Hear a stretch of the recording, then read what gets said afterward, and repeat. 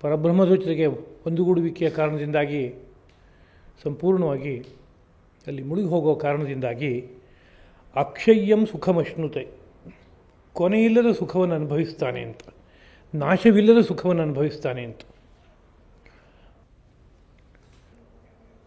ಇಷ್ಟಾದ ನಂತರದಲ್ಲಿ ಇನ್ನು ಬಾಹ್ಯವಾದ ಪ್ರಪಂಚದ ಸುಖ ಇದೆಯಲ್ಲ, ಅದು ಸ್ವರೂಪ ಏನು ಅನ್ನೋ ಬಗ್ಗೆ ಒಂದು ಸ್ಪಷ್ಟವಾದ ಕಲ್ಪನೆಯನ್ನು ಕೊಟ್ಟಾಗ ವಿಷಯ ಮತ್ತಷ್ಟು ಭದ್ರವಾಗುತ್ತೆ ಅನ್ನೋ ದೃಷ್ಟಿಯಿಂದ ಕೃಷ್ಣ ಮುಂದಿನ ಇನ್ನೊಂದು ಮಾತನ್ನು ಆಡ್ತಾ ಇದ್ದಾನೆ.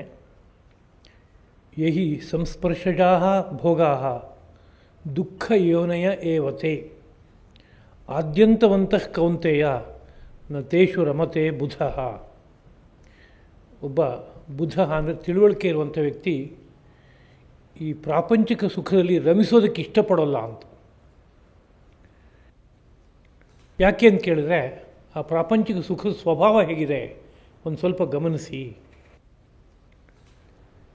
ಕೌಂತೆಯ ಎಲೆ ಕೌಂತೆಯನೇ ಅರ್ಜುನನೇ, ಏಹಿ ಸಂಸ್ಪರ್ಶಜಾ ಭೋಗಾ, ಯಾವುದು ನಮ್ಮ ಪಂಚೇಂದ್ರಿಯಗಳ ಸಂಪರ್ಕದಿಂದ ಹುಟ್ಟುವ ಪ್ರಾಪಂಚಿಕವಾದ ಸುಖಗಳಿವೆಯೋ ತೇ ಅವುಗಳು ದುಃಖ ಯೋನೆಯ ಏವ, ದುಃಖದ ದಾರಿಗಳೇ, ದುಃಖದ ಕಾರಣಗಳೇ. ಆದ್ಯಂತವಂತಹ, ಜೊತೆಗೆ ಅವುಗಳಿಗೆ ಆದಿ ಅಂತ ಎರಡೂ ಇದೆ ಅಂತ. ಅಂದರೆ ಯಾವುದೋ ಕ್ಷಣದಲ್ಲಿ ಹುಟ್ಟಿತು ಅಂದರೆ ಆದಿ ಇದೆ ಅಂತ, ಸ್ವಲ್ಪ ಹೊತ್ತಿದ್ದು ಹೊರಟೋಯ್ತು ಅಂತ ಇದೆ ಅಂತ ಅರ್ಥ. ಪ್ರಾಪಂಚಿಕ ಸುಖವೆಲ್ಲ ಆದಿ ಮತ್ತು ಅಂತಗಳಿಂದ ಕೂಡಿದವುಗಳಾಗಿವೆ. ಹೀಗಿರೋದ್ರಿಂದ ತೇಷು ಅವುಗಳಲ್ಲಿ ಬುಧ ಪಂಡಿತನಾದವನು ನ ರಮತೆ, ರಮಿಸೋದಕ್ಕೆ ಇಷ್ಟಪಡೋಲ್ಲ ಅಂತ. ಅಂತಃಸುಖ ಕ್ಷಯವಾಗದ ಸುಖ, ಎಷ್ಟು ಅನುಭವಿಸಿದ್ರೂ ಮುಗಿದೇ ಇರುವಂಥ ಒಂದು ಸುಖ. ಜೊತೆಗೆ ಹಾಗೆ ಬಾಕಿ ಸುಖ ಅನ್ನೋದು ಇಲ್ಲವೇ ಅಂತ ಕೇಳಿದರೆ ಇದೆ. ಒಳ್ಳೆ ತಿಂಡಿ ತಿಂದರೆ ಸುಖ, ಒಳ್ಳೆ ರೂಪ ನೋಡಿದ್ರೆ ಸುಖ, ಒಳ್ಳೆ ಗಂಧನ ಆಗ್ರಹಣ ಮಾಡಿದರೆ ಸುಖ. ಅದೇ ರೀತಿಯಲ್ಲಿ ಒಳ್ಳೆಯ ವಸ್ತುವನ್ನು ಸ್ಪರ್ಶ ಮಾಡಿದರೆ ಸುಖ, ಒಳ್ಳೆಯ ಧ್ವನಿಯನ್ನು ಕೇಳಿದರೆ ಸುಖ. ಈಗೆಲ್ಲ ಹೊರ ಸುಖ ಇದೆಯಲ್ಲ ಅಂತ ಕೇಳಿದರೆ, ಆ ಹೊರ ಸುಖ ಇದೆಯಲ್ಲ ಅದು ಸ್ವಭಾವ ಏನಿದೆ ಅಂತ ಕೇಳಿದರೆ ಅದು ಯಾವತ್ತೂ ಇರುವಂಥದ್ದಲ್ಲ. ಜೊತೆಗೆ ದುಃಖ ಯೋನೆಯ ಅಂದರೆ ಬೇರೆ ಬೇರೆ ದುಃಖಕ್ಕೆ ದ್ವಾರಗಳಿದ್ದಾಗೆ ಅದು. ಜೊತೆಗೆ ಒಂದು ಸರಿ ಹುಟ್ಟುತ್ತೆ, ಒಂದು ಸರಿ ಹೊರಟೋಗುತ್ತೆ, ಒಂದು ಕ್ಷಣ ಇರುತ್ತೆ, ಹೊರಟೋಗುತ್ತೆ. ಹೀಗೆಲ್ಲ ಇರೋದ್ರಿಂದ ತಿಳುವಳಿಕೆ ಇದ್ದ ವ್ಯಕ್ತಿ, ವಿವೇಕ ಇರುವಂಥ ವ್ಯಕ್ತಿ ಇದು ಸಾಕು ಅಂತ ಆಲೋಚನೆ ಮಾಡಲ್ಲ, ಅದರಲ್ಲಿ ಸಂತುಷ್ಟನಾಗಲ್ಲ. ಅವನು ಇದನ್ನು ನೆಚ್ಕೊಂಡಿರೋಕ್ಕಾಗಲ್ಲಪ್ಪ, ಇವತ್ತಿದೆ ನಾಳೆ ಇಲ್ಲ, ಈ ಥರದ ಪರಿಸ್ಥಿತಿ ಇದು ಅಂತ ಲೌಕಿಕ ಸುಖದ ಬಗ್ಗೆ ಹಾಗೊಂದು ಚಿಂತನೆ ಮಾಡ್ತಾನೆ. ಒಳ ಸುಖದ ಬಗ್ಗೆ ಈ ಹಿಂದೆ ಹೇಳಿದ ಹಾಗೆ ಅದು ಅಕ್ಷಯ ನಿಧಿ, ಮುಗಿಯೋಲ್ಲ ಅಂಥ ಸುಖ ಅದು ಅಂತ ಹಾಗೆ ಆಲೋಚನೆ ಮಾಡ್ತಾನೆ. ಹೀಗಿರೋದ್ರಿಂದ ಈ ಎರಡರ ಒಂದು ಪರಿಚಯ ಚೆನ್ನಾಗಿ ಆಗೋದ್ರಿಂದ, ಎರಡರಲ್ಲೂ ಇರುವಂಥ ಅಂತರ ಗೊತ್ತಾಗೋದ್ರಿಂದ, ಬಾಕಿ ಸುಖ ಯಾವ ಥರದ್ದು, ಒಳಗಡೆ ಇರೋ ಸುಖ ಯಾವ ಥರದ್ದು ಎರಡು ಗೊತ್ತಾಗೋದ್ರಿಂದ ಅವನು ಸುಭದ್ರವಾಗಿ ನಿಲ್ತಾನೆ ಅಂತ. ಸಂಸ್ಪರ್ಶಜಾ ಭೋಗಾ ಅಂತಂದರೆ ನಮಗೆ ಗೊತ್ತಾಗುತ್ತೆ. ಭೋಗ ಅಂದರೆ ಸುಖಗಳು, ಸಂಸ್ಪರ್ಶ ಅಂದರೆ ಮುಟ್ಟುವಿಕೆಯಿಂದ, ನಾವು ಅದ್ರ ಜೊತೆಗೆ ಸಂಪರ್ಕ ಮಾಡುವಿಕೆಯಿಂದ ಅಂತ.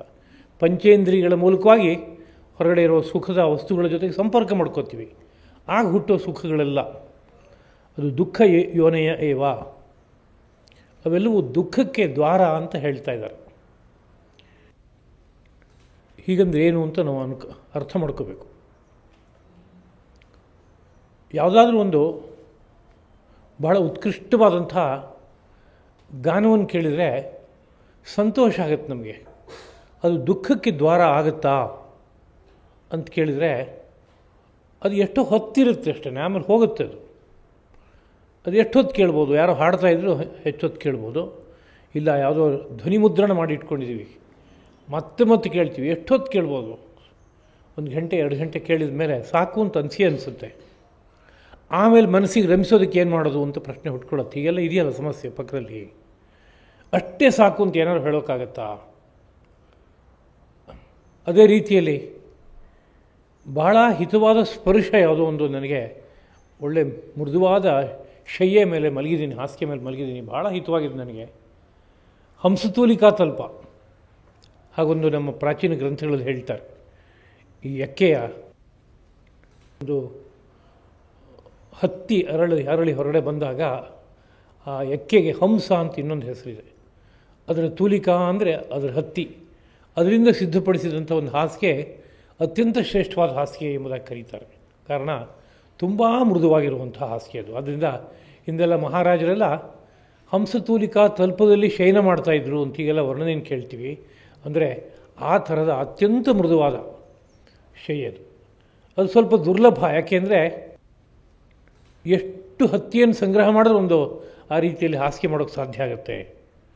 ಅದು ಸಣ್ಣ ಪದಾರ್ಥ, ಒಂದು ಹೂವು ಅಂದರೆ. ಹಾಗಿರುವಾಗ ತುಂಬ ಜನಗಳು ನಿರಂತರ ಪ್ರಯತ್ನಪಟ್ಟು ಸಂಗ್ರಹ ಮಾಡಿ ಅಂಥದ್ದೊಂದು ಹಾಸಿಗೆ ತಯಾರು ಮಾಡೋಕ್ಕೆ ಸಾಧ್ಯ. ಅದು ಹಾಸಿಗೆ ಬಹಳ ಹಿತವಾಗಿರುತ್ತೆ, ಎಲ್ಲ ಸರಿ ಇದೆ. ಎಷ್ಟೇ ಹಿತವಾಗಿದೆ ಅಂತಂದ್ರೂ ಎಷ್ಟು ಹೊತ್ತು ಆ ಸುಖ ಅಷ್ಟೇ ಹೊರತು ಆಮೇಲೆ ಅಲ್ಲಿಂದ ಎಳ್ಳೇಬೇಕು ಅಂತ ಅದರಲ್ಲೇ ಮಲಗಿದ್ದು ಸುಖ ಪಡೋಕ್ಕಾಗತ್ತೆ. ಕೆಲವು ಗಂಟೆ, 4 ಗಂಟೆ, 6 ಗಂಟೆ, 8 ಗಂಟೆ, 10 ಗಂಟೆ ಅಷ್ಟೇ. ಇದೇ ರೀತಿಯಲ್ಲಿ ಒಂದು ಭವ್ಯವಾದ ರೂಪವನ್ನು ಹಿಮಾಲಯವನ್ನು ನೋಡಿದೆ ನಾನು. ಬಹಳ ರಮಣೀಯವಾಗಿತ್ತಪ್ಪ. ಅಂದರೆ ಒಂದು ಸ್ವಲ್ಪ ಹೊತ್ತು ನೋಡ್ಬೋದು ಅಷ್ಟೇ, 1/4 ಗಂಟೆ, ಅರ್ಧ ಗಂಟೆ, 1 ದಿವಸ 2 ದಿವಸ ಅಷ್ಟಾದಮೇಲೆ ಬೇರೆ ಏನಾದ್ರು ನೋಡೋಣ ಸಾಕಿದು ಅಂತ ಅನಿಸುತ್ತೆ. ಮುಕ್ತಾಯ ಇದೆ ಅದಕ್ಕೆ, ಆದಿ ಇದೆ, ಅಂತ ಇದೆ. ರುಚಿಕಟ್ಟಾದ ಆಹಾರ ಯಾವುದೋ ಹೊತ್ತಿನಲ್ಲಿ ನಾನು ತಿನ್ಬೋದು, ಅಂದರೆ ಆಗ ನನಗೊಂದು ಸುಖ. ಸ್ವಲ್ಪ ಪ್ರಮಾಣ ತಿನ್ಬೋದು, ಅದಕ್ಕಿಂತ ಜಾಸ್ತಿ ತಿನ್ನೋಕ್ಕಾಗತ್ತಾ? ಆಗೋಲ್ಲ. ಅದರಿಂದ ಎಲ್ಲವೂ ಆದ್ಯಂತವಂತಹ, ಆರಂಭ ಕೊನೆ ಎರಡೂ ಇದೆ. ಒಂದು ಮಧ್ಯಕಾಲದಲ್ಲಿ ಸ್ವಲ್ಪ ಹೊತ್ತಿರುವಂಥ ಸುಖಗಳು. ಇದೇ ರೀತಿಯಲ್ಲಿ ಎಲ್ಲ ಸುಖದ ಕಥೆ ಹೀಗೆ ಅಂತ ಹೇಳ್ತಾ ಇದ್ದಾರೆ. ದುಃಖದ ಕಾರಣ ಇವೆಲ್ಲ, ಈ ಸುಖಗಳೆಲ್ಲ ದುಃಖಕ್ಕೆ ದ್ವಾರ ಅಂತ ಹೇಳೋಕ್ಕೆ ಕಾರಣ, ಈ ಸುಖ ಎಲ್ಲ ಏನಿದೆ ಇದೆಲ್ಲ ಈ ಪ್ರಕೃತಿ ಕ್ಷೇತ್ರದಲ್ಲಿ ಸಿಗ್ತಾ ಇರೋ ಸುಖ. ಪ್ರಕೃತಿ ಕ್ಷೇತ್ರ ಅನ್ನೋದು ಏನದು ಅಂದರೆ ಸತ್ವರಜಸ್ತಮಸ್ಸಿನಿಂದ ನಿರ್ಮಿತವಾದಂತಹ ವಸ್ತುಗಳು, ಅದರ ಸುಖ ಅದು. ಈ ಸತ್ವರಜಸ್ತಮಸ್ಸು ಯಾವಾಗಲೂ ಏರಿಳಿತಾನು ಹೊಂದ್ತಾ ಇರುತ್ತೆ ಅದು. ಹಾಗಿರೋದ್ರಿಂದ ಈಗ ಸುಖ ಅಂತಂದಿದ್ದು ನಾಳೆಗೆ ಅದು ಸುಖ ಆಗಲ್ಲ. ಬಹಳ ಸೊಗಸಾದ ಯಾವುದೋ ಒಂದು ತಿಂಡಿ ನಾನು ಮಾಡಿದ್ದೀನಿ ಅಂತಂದರೆ ಈಗ ಸುಖ. ಸತ್ವರಜಸ್ತಮಸ್ಸದಲ್ಲಿ ಕೆಲಸ ಮಾಡ್ತಾ ಇರೋದ್ರಿಂದ ನಾಳೆ ಬೆಳಗ್ಗೆ ಹಳಸು ಹೋಗುತ್ತೆ ಅದು. ಅದರಲ್ಲಿ ಆ ರೀತಿಯ ಸುಖ ಮತ್ತೆ ಸಿಗಲ್ಲ. ಬಹಳ ಸೊಗಸಾದ ಹಣ್ಣು, ಆದರೆ ಅದು ಪ್ರಕೃತಿಗೆ ಒಳಪಟ್ಟದ್ದಾದ್ದರಿಂದ ಅದರಲ್ಲಿ ಸತ್ವರಜಸ್ತಮಸ್ಸು ಕೆಲಸ ಮಾಡ್ತಾ ಇರುತ್ತೆ. ಆ ಸತ್ವರಜಸ್ತಮಸ್ಸಿನ ಪರಿಣಾಮವಾಗಿ ಒಂದು 4 ದಿವಸ ಕಳೆದ ಕೊಳತು ಹೋಗುತ್ತೆ ಅದು. ಹೀಗೆಲ್ಲ ಇದೆಯಲ್ಲ. ಅದರಿಂದ ಪ್ರಕೃತಿ ಕ್ಷೇತ್ರದ ಸುಖಗಳೆಲ್ಲವೂ ತಾತ್ಕಾಲಿಕ. ಅದು ಅದನ್ನೇ ಪತಂಜಲಿಗಳು ಯೋಗಸೂತ್ರದಲ್ಲಿ ಒಂದು ಸೂತ್ರದಿಂದ ವಿವರಣೆಯನ್ನು ಕೊಡ್ತಾರೆ. ಪತಂಜಲಿಗಳು ಪ್ರಧಾನವಾಗಿ ಯೋಗೇನ ಚಿತ್ತಸ್ಯ, ಯೋಗದಿಂದ ಚಿತ್ತದ ಮಲವನ್ನು ದೂರ ಮಾಡುವ ಮಹಾಕಾರ್ಯವನ್ನು ಮಾಡಿದ್ರು ಎಂಬುದಾಗಿ ಕೊಂಡಾಡೋದನ್ನು ನಾವು ಕೇಳ್ತೀವಿ. ಯೋಗ ವಿದ್ಯೆಯನ್ನು ತರೋದ್ರ ಮೂಲಕವಾಗಿ ಈ ಚಿತ್ತದಲ್ಲಿರೋ ದೋಷವನ್ನು ತೆಗೆಯೋದಕ್ಕೆ ಪ್ರಯತ್ನಪಟ್ಟರು ಅಂತ. ಚಿತ್ತದಲ್ಲಿ ಯಾವ್ಯಾವ ತರಹ ಸಮಸ್ಯೆ ಹುಟ್ಟುತ್ತೆ ಅದೆಲ್ಲದರ ಬಗ್ಗೆ ಪರಿಪೂರ್ಣವಾದ ತಿಳುವಳಿಕೆ ಇರುವಂತಹ ಕುಂಡಲಿನಿಯ ಅವತಾರ ರೂಪರಾಗಿರುವಂತಹ ಮಹಾಪುರುಷರು, ಅವರಿಗೆ ತಿಳಿಯದ ವಿಷಯವೇ ಇಲ್ಲ. ಅವರು ಒಂದು ಮಾತಿನಲ್ಲಿ ಹೇಳ್ತಾ ಇದ್ದಾರೆ, ಪ್ರಾಪಂಚಿಕವಾದ ಭೋಗಗಳು, ಸುಖಗಳು ಹೇಗಿದೆ ಅಂತ ಕೇಳಿದರೆ, ಪರಿಣಾಮ ತಾಪ ಸಂಸ್ಕಾರ ದುಃಖೈ ಗುಣವೃತ್ತಿ ವಿರೋಧಾಚ್ಚ ದುಃಖಮೇವ ಸರ್ವಂ ವಿವೇಕಿನಃ. 4ನೇ ಪಾದದಲ್ಲಿ ಬರುವಂಥ ಒಂದು ಸೂತ್ರ. ಸರ್ವಂ ದುಃಖಂ ವಿವೇಕಿನಃ ಅಂದರೆ ಯಾರೋ ಒಬ್ಬ ತುಂಬ ಬುದ್ಧಿವಂತ, ಚೆನ್ನಾಗಿ ಆಲೋಚನೆ ಮಾಡಬಲ್ಲ, ವಿಮರ್ಶೆ ಮಾಡಿ ಅರ್ಥ ಮಾಡ್ಕೊಳ್ಬಲ್ಲ ಅಂಥ ವ್ಯಕ್ತಿಗೆ ಎಲ್ಲವೂ ದುಃಖವೇ ಇಲ್ಲಿ ಅಂತ. ಈ ಪ್ರಪಂಚದಲ್ಲಿ ನಾನಾ ಥರ ಸುಖ ಇದೆಯಲ್ಲ ಅಂದರೆ ಮೇಲ್ನೋಟಕ್ಕೆ ಸುಖ ಆಗಿದೆ ಅಷ್ಟೇ ಹೊರತು ಸೂಕ್ಷ್ಮ ಒಳಹೊಕ್ಕು ಪರಿಶೀಲಿಸಿ ಗೊತ್ತಾಗುತ್ತೆ ಅದು ದುಃಖದ ದ್ವಾರವೇ ಅದು. ಅದರಿಂದ ಒಂಥರಹ ದುಃಖ ಅಂತಲೇ ಕರಿಬೇಕದು ಅಂತ. ಯಾಕೆ ಅಂತ ಕೇಳಿದರೆ, ಈ ಪ್ರಾಪಂಚಿಕವಾದಂತಹ ಸುಖಗಳಲ್ಲಿ 3 ತರಹದ ದುಃಖ ಸೇರಿದೆ ಅಂತ. ಅದನ್ನು ಏನಂತ ಕರೀತಾರೆ? ಪರಿಣಾಮ ದುಃಖ, ತಾಪ ದುಃಖ, ಸಂಸ್ಕಾರ ದುಃಖ ಅಂತ ಮೂರಾಗಿ ವಿಭಾಗ ಮಾಡಿ ಹೇಳ್ತಾ ಇದ್ದಾರೆ. ಪರಿಣಾಮ ತಾಪ ಸಂಸ್ಕಾರ ದುಃಖೈಹಿ ಅಂತನ್ನುವಾಗ 3 ಪದನ ಸೇರಿಸಿ ಕೊನೆಯಲ್ಲಿ ದುಃಖ ಅನ್ನೋ ಪದವನ್ನು ಹಾಕಿದಾಗ ಇದಕ್ಕೊಂದು ಸಮಾಸ ಅಂತ ಕರೀತಾರೆ. ಆ ಕೊನೆಯಲ್ಲಿ ಹಾಕಿರುವ ದುಃಖ ಅನ್ನೋ ಪದ 3 ಕಡೆಗೆ ಅನ್ವಯ ಆಗಬೇಕು ಅಂತ. ಆಗ ಏನು ಅರ್ಥ ಆಗುತ್ತೆ? ಪರಿಣಾಮ ದುಃಖ ಅಂತ ಒಂದಿದೆ, ತಾಪ ದುಃಖ ಅಂತ ಇನ್ನೊಂದಿದೆ, ಸಂಸ್ಕಾರ ದುಃಖ ಅಂತ ಇನ್ನೊಂದಿದೆ. ಇವುಗಳ ಕಾರಣದಿಂದಾಗಿ ಮತ್ತು ಗುಣವೃತ್ತಿ ವಿರೋಧಾಚ, ಗುಣಗಳ ವರ್ತನೆ ಇದೆಯಲ್ಲ ಅವುಗಳಲ್ಲಿ ಪರಸ್ಪರ ವಿರುದ್ಧವಾದಂಥ ವರ್ತನೆ ಇದೆ. ಅದು ಅಂದರೆ ಒಂದು ಇನ್ನೊಂದನ್ನು ಮರ್ದನ ಮಾಡೋ ಸ್ವಭಾವದಿಂದ ಕೂಡಿದೆ. ಸತ್ವಗುಣ ರಜೋಗುಣವನ್ನು ಮರ್ದನ ಮಾಡುತ್ತೆ, ರಜೋಗುಣ ತಮೋಗುಣವನ್ನು ಮರ್ದನ ಮಾಡುತ್ತೆ, ತಮಸ್ಸು ರಜಸ್ಸನ್ನು ಮರ್ದನ ಮಾಡುತ್ತೆ, ಹಾಗೆ ತಮಸ್ಸು ಸತ್ವವನ್ನು ಮರ್ದನ ಮಾಡುತ್ತೆ. ಎಷ್ಟೊತ್ತಿಗೆ ಯಾವುದು ಮೇಲಕ್ಕೆ ಬರುತ್ತೆ, ಯಾವುದು ತುಳಿದು ಹೋಗಲ್ಪಡುತ್ತೆ ಏನೂ ಹೇಳೋಕ್ಕಾಗಲ್ಲ. ಕಾಲದ ಚಕ್ರದಲ್ಲಿ ನಿರಂತರವಾಗಿ ಏರಿಳಿತಗಳಿರುತ್ತೆ ಇದರಲ್ಲಿ. ಹೀಗಿರುವುದರಿಂದ ಸರ್ವಂ ದುಃಖಂ ವಿವೇಕಿನಃ, ವಿವೇಕಿಯಾದಂಥ ವ್ಯಕ್ತಿಗೆ, ಜಾಣನಾದ ವ್ಯಕ್ತಿಗೆ ಸರ್ವಂ ದುಃಖಂ, ಎಲ್ಲವೂ ದುಃಖ ಅಂತಲೇ ಅರ್ಥ. ಈ ಪ್ರಪಂಚದ ನಡೆ ಹಾಗೆ. ಸುಖ ಅಂತ ನಾವೇನು ಅನ್ಕೋತಾ ಇದ್ದೀವಿ, ಇದು ಭ್ರಮೆ. ಮೇಲ್ಗಡೆಗೆ ಸುಖ ಇದೆ, ಆದರೆ ಅದ್ರ ಒಳಗಡೆಗೆ ದುಃಖ ಹುದುಗಿದೆ ಅಂತ. 3 ತರಹದ ದುಃಖಗಳು ಅಂದರೆ ಏನೇನದು ಅಂತ ಇನ್ನೊಮ್ಮೆ ನೋಡೋದಾದರೆ, ಒಂದು ಪರಿಣಾಮ ದುಃಖ ಅಂತ. ಪರಿಣಾಮ ದುಃಖ ಅಂದರೆ ಈಗ ಯಾವುದೋ ಒಂದು ಸುಖನ ಅನುಭವಿಸ್ತಾ ಇದ್ದೀನಿ, ಆ ಸುಖ ಅನುಭವಿಸ್ತಾ ಇರುವಾಗ ಇನ್ನು ಸ್ವಲ್ಪ ಹೊತ್ತಿಗೆ ಅದು ಮುಗಿದೋಗುತ್ತೆ ಅಂತ ಅನಿಸುತ್ತೆ. ಇದು ಸುಖ ಅನುಭವದ ಪರಿಣಾಮವಾಗಿ ಹುಟ್ಕೊಳ್ಳುವಂಥ ಇನ್ನೊಂದು ದುಃಖ. ಇದು ಮುಗಿದು ಹೋಗುತ್ತೆ ಅಂತ ಅನಿಸುತ್ತೆ. ಪುನಃ ಇನ್ನೊಂದು ಪಡೀಬೇಕಾದ್ರೆ ಅದಕ್ಕಾಗಿ ವಿಶೇಷ ಪ್ರಯತ್ನ ಪಡಬೇಕಾಗತ್ತೆ. ಅಲ್ಲೊಂದು ದುಃಖ ಇರುತ್ತೆ ಯಾವಾಗಲೂ ಕೂಡ.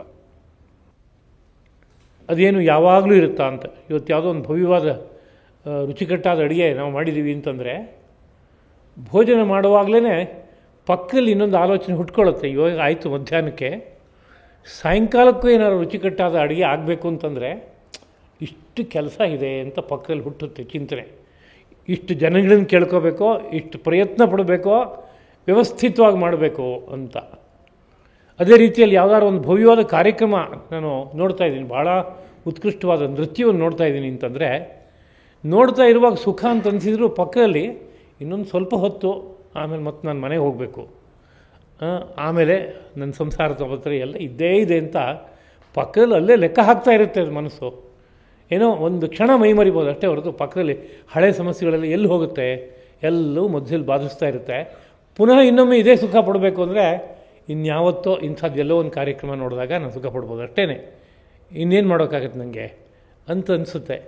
ಯಾವುದೋ ವಿಶಿಷ್ಟವಾದ ಕ್ಷೇತ್ರಕ್ಕೆ ಹೋದೆ, ಗಂಗಾ ನದಿ ತೀರ ಬಹಳ ಭವ್ಯವಾಗಿತ್ತು, ತುಂಬ ಚೆನ್ನಾಗಿ ಹಿತವಾಗಿ ಇದ್ದೆ ನಾನು ಅಂತಂದರೆ ಆ ಹಿತವನ್ನು ಅನುಭವಿಸ್ತಾ ಇರುವಾಗಲೇ ಪಕ್ಕದಲ್ಲಿರುತ್ತೆ, ಇಲ್ಲಿಂದ ಹೊರಟೋಗ್ಲೇಬೇಕಲ್ಲ ಅಂತ.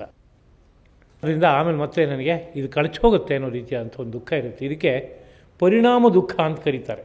ಸುಖವನ್ನು ಅನುಭವಿಸ್ತಾ ಇರುವಾಗಲೇ ಒಂದು ನಮ್ಮ ಬುದ್ಧಿನಲ್ಲಿ ಒಂದು ಪರಿಣಾಮ ಹುಟ್ಟಿ ಅದರ ಪರಿಣಾಮವಾಗಿ ಒಂದು ದುಃಖ ನಮ್ಮ ಬುದ್ಧಿಗೆ ಬರುತ್ತೆ, ಸ್ಮರಣೆಗೆ ಬರುತ್ತೆ ಅಂತ. ಎರಡನೇದು ತಾಪ ದುಃಖ ಅಂತ. ತಾಪ ಅಂತ ಅನ್ನೋದು 3 ತರಹ ಇರುತ್ತೆ. ಅದನ್ನ ತಾಪತ್ರಯ ಅಂತ ಕರೀತಾರೆ. ಏನೋ ಮನೆಯಲ್ಲಿ ಎಷ್ಟೋ ಸಂದರ್ಭದಲ್ಲಿ ಮಾತನಾಡುವ ಹೇಳುವಂಟು, ಮನೆಯಲ್ಲಿ ಯಾರಿಗೂ ಹುಷಾರಿಲ್ಲ ಅಂದರೆ ಕೂಡಲೇ ಹೇಳ್ತಾರೆ ಮನೆ ಕಡೆ ತಾಪತ್ರಯ ಅಂತ. ಅಲ್ಲಿ ಒಂದೇ ತಾಪ ಇರುತ್ತೆ, ಹುಷಾರಿಲ್ಲ ಅಂದರೆ ಅದು ಒಂದು ತಾಪ ಅದಷ್ಟೇ. ಅದ್ರ ಪದ ಬಳಸುವಾಗ ನಮ್ಮ ಮನೇಲಿ ತುಂಬ ತಾಪತ್ರಯ ಅಂತ ಹೇಳೋದುಂಟು ಅಷ್ಟೇ. ಆ ತಾಪತ್ರಯ ಅನ್ನುವಾಗ ತ್ರಯ ಅಂದರೆ 3 ಅಂತ, 3 ತಾಪಗಳಿದ್ದಾಗ 3 ತಾಪಗಳನ್ನು ಸೇರಿ ತಾಪತ್ರಯ ಅಂತ ಹೆಸರು ಬಂತು. ಅದು ಆದಿ ಭೌತಿಕ, ಆದಿ ದೈವಿಕ, ಆಧ್ಯಾತ್ಮಿಕ ಅಂತ.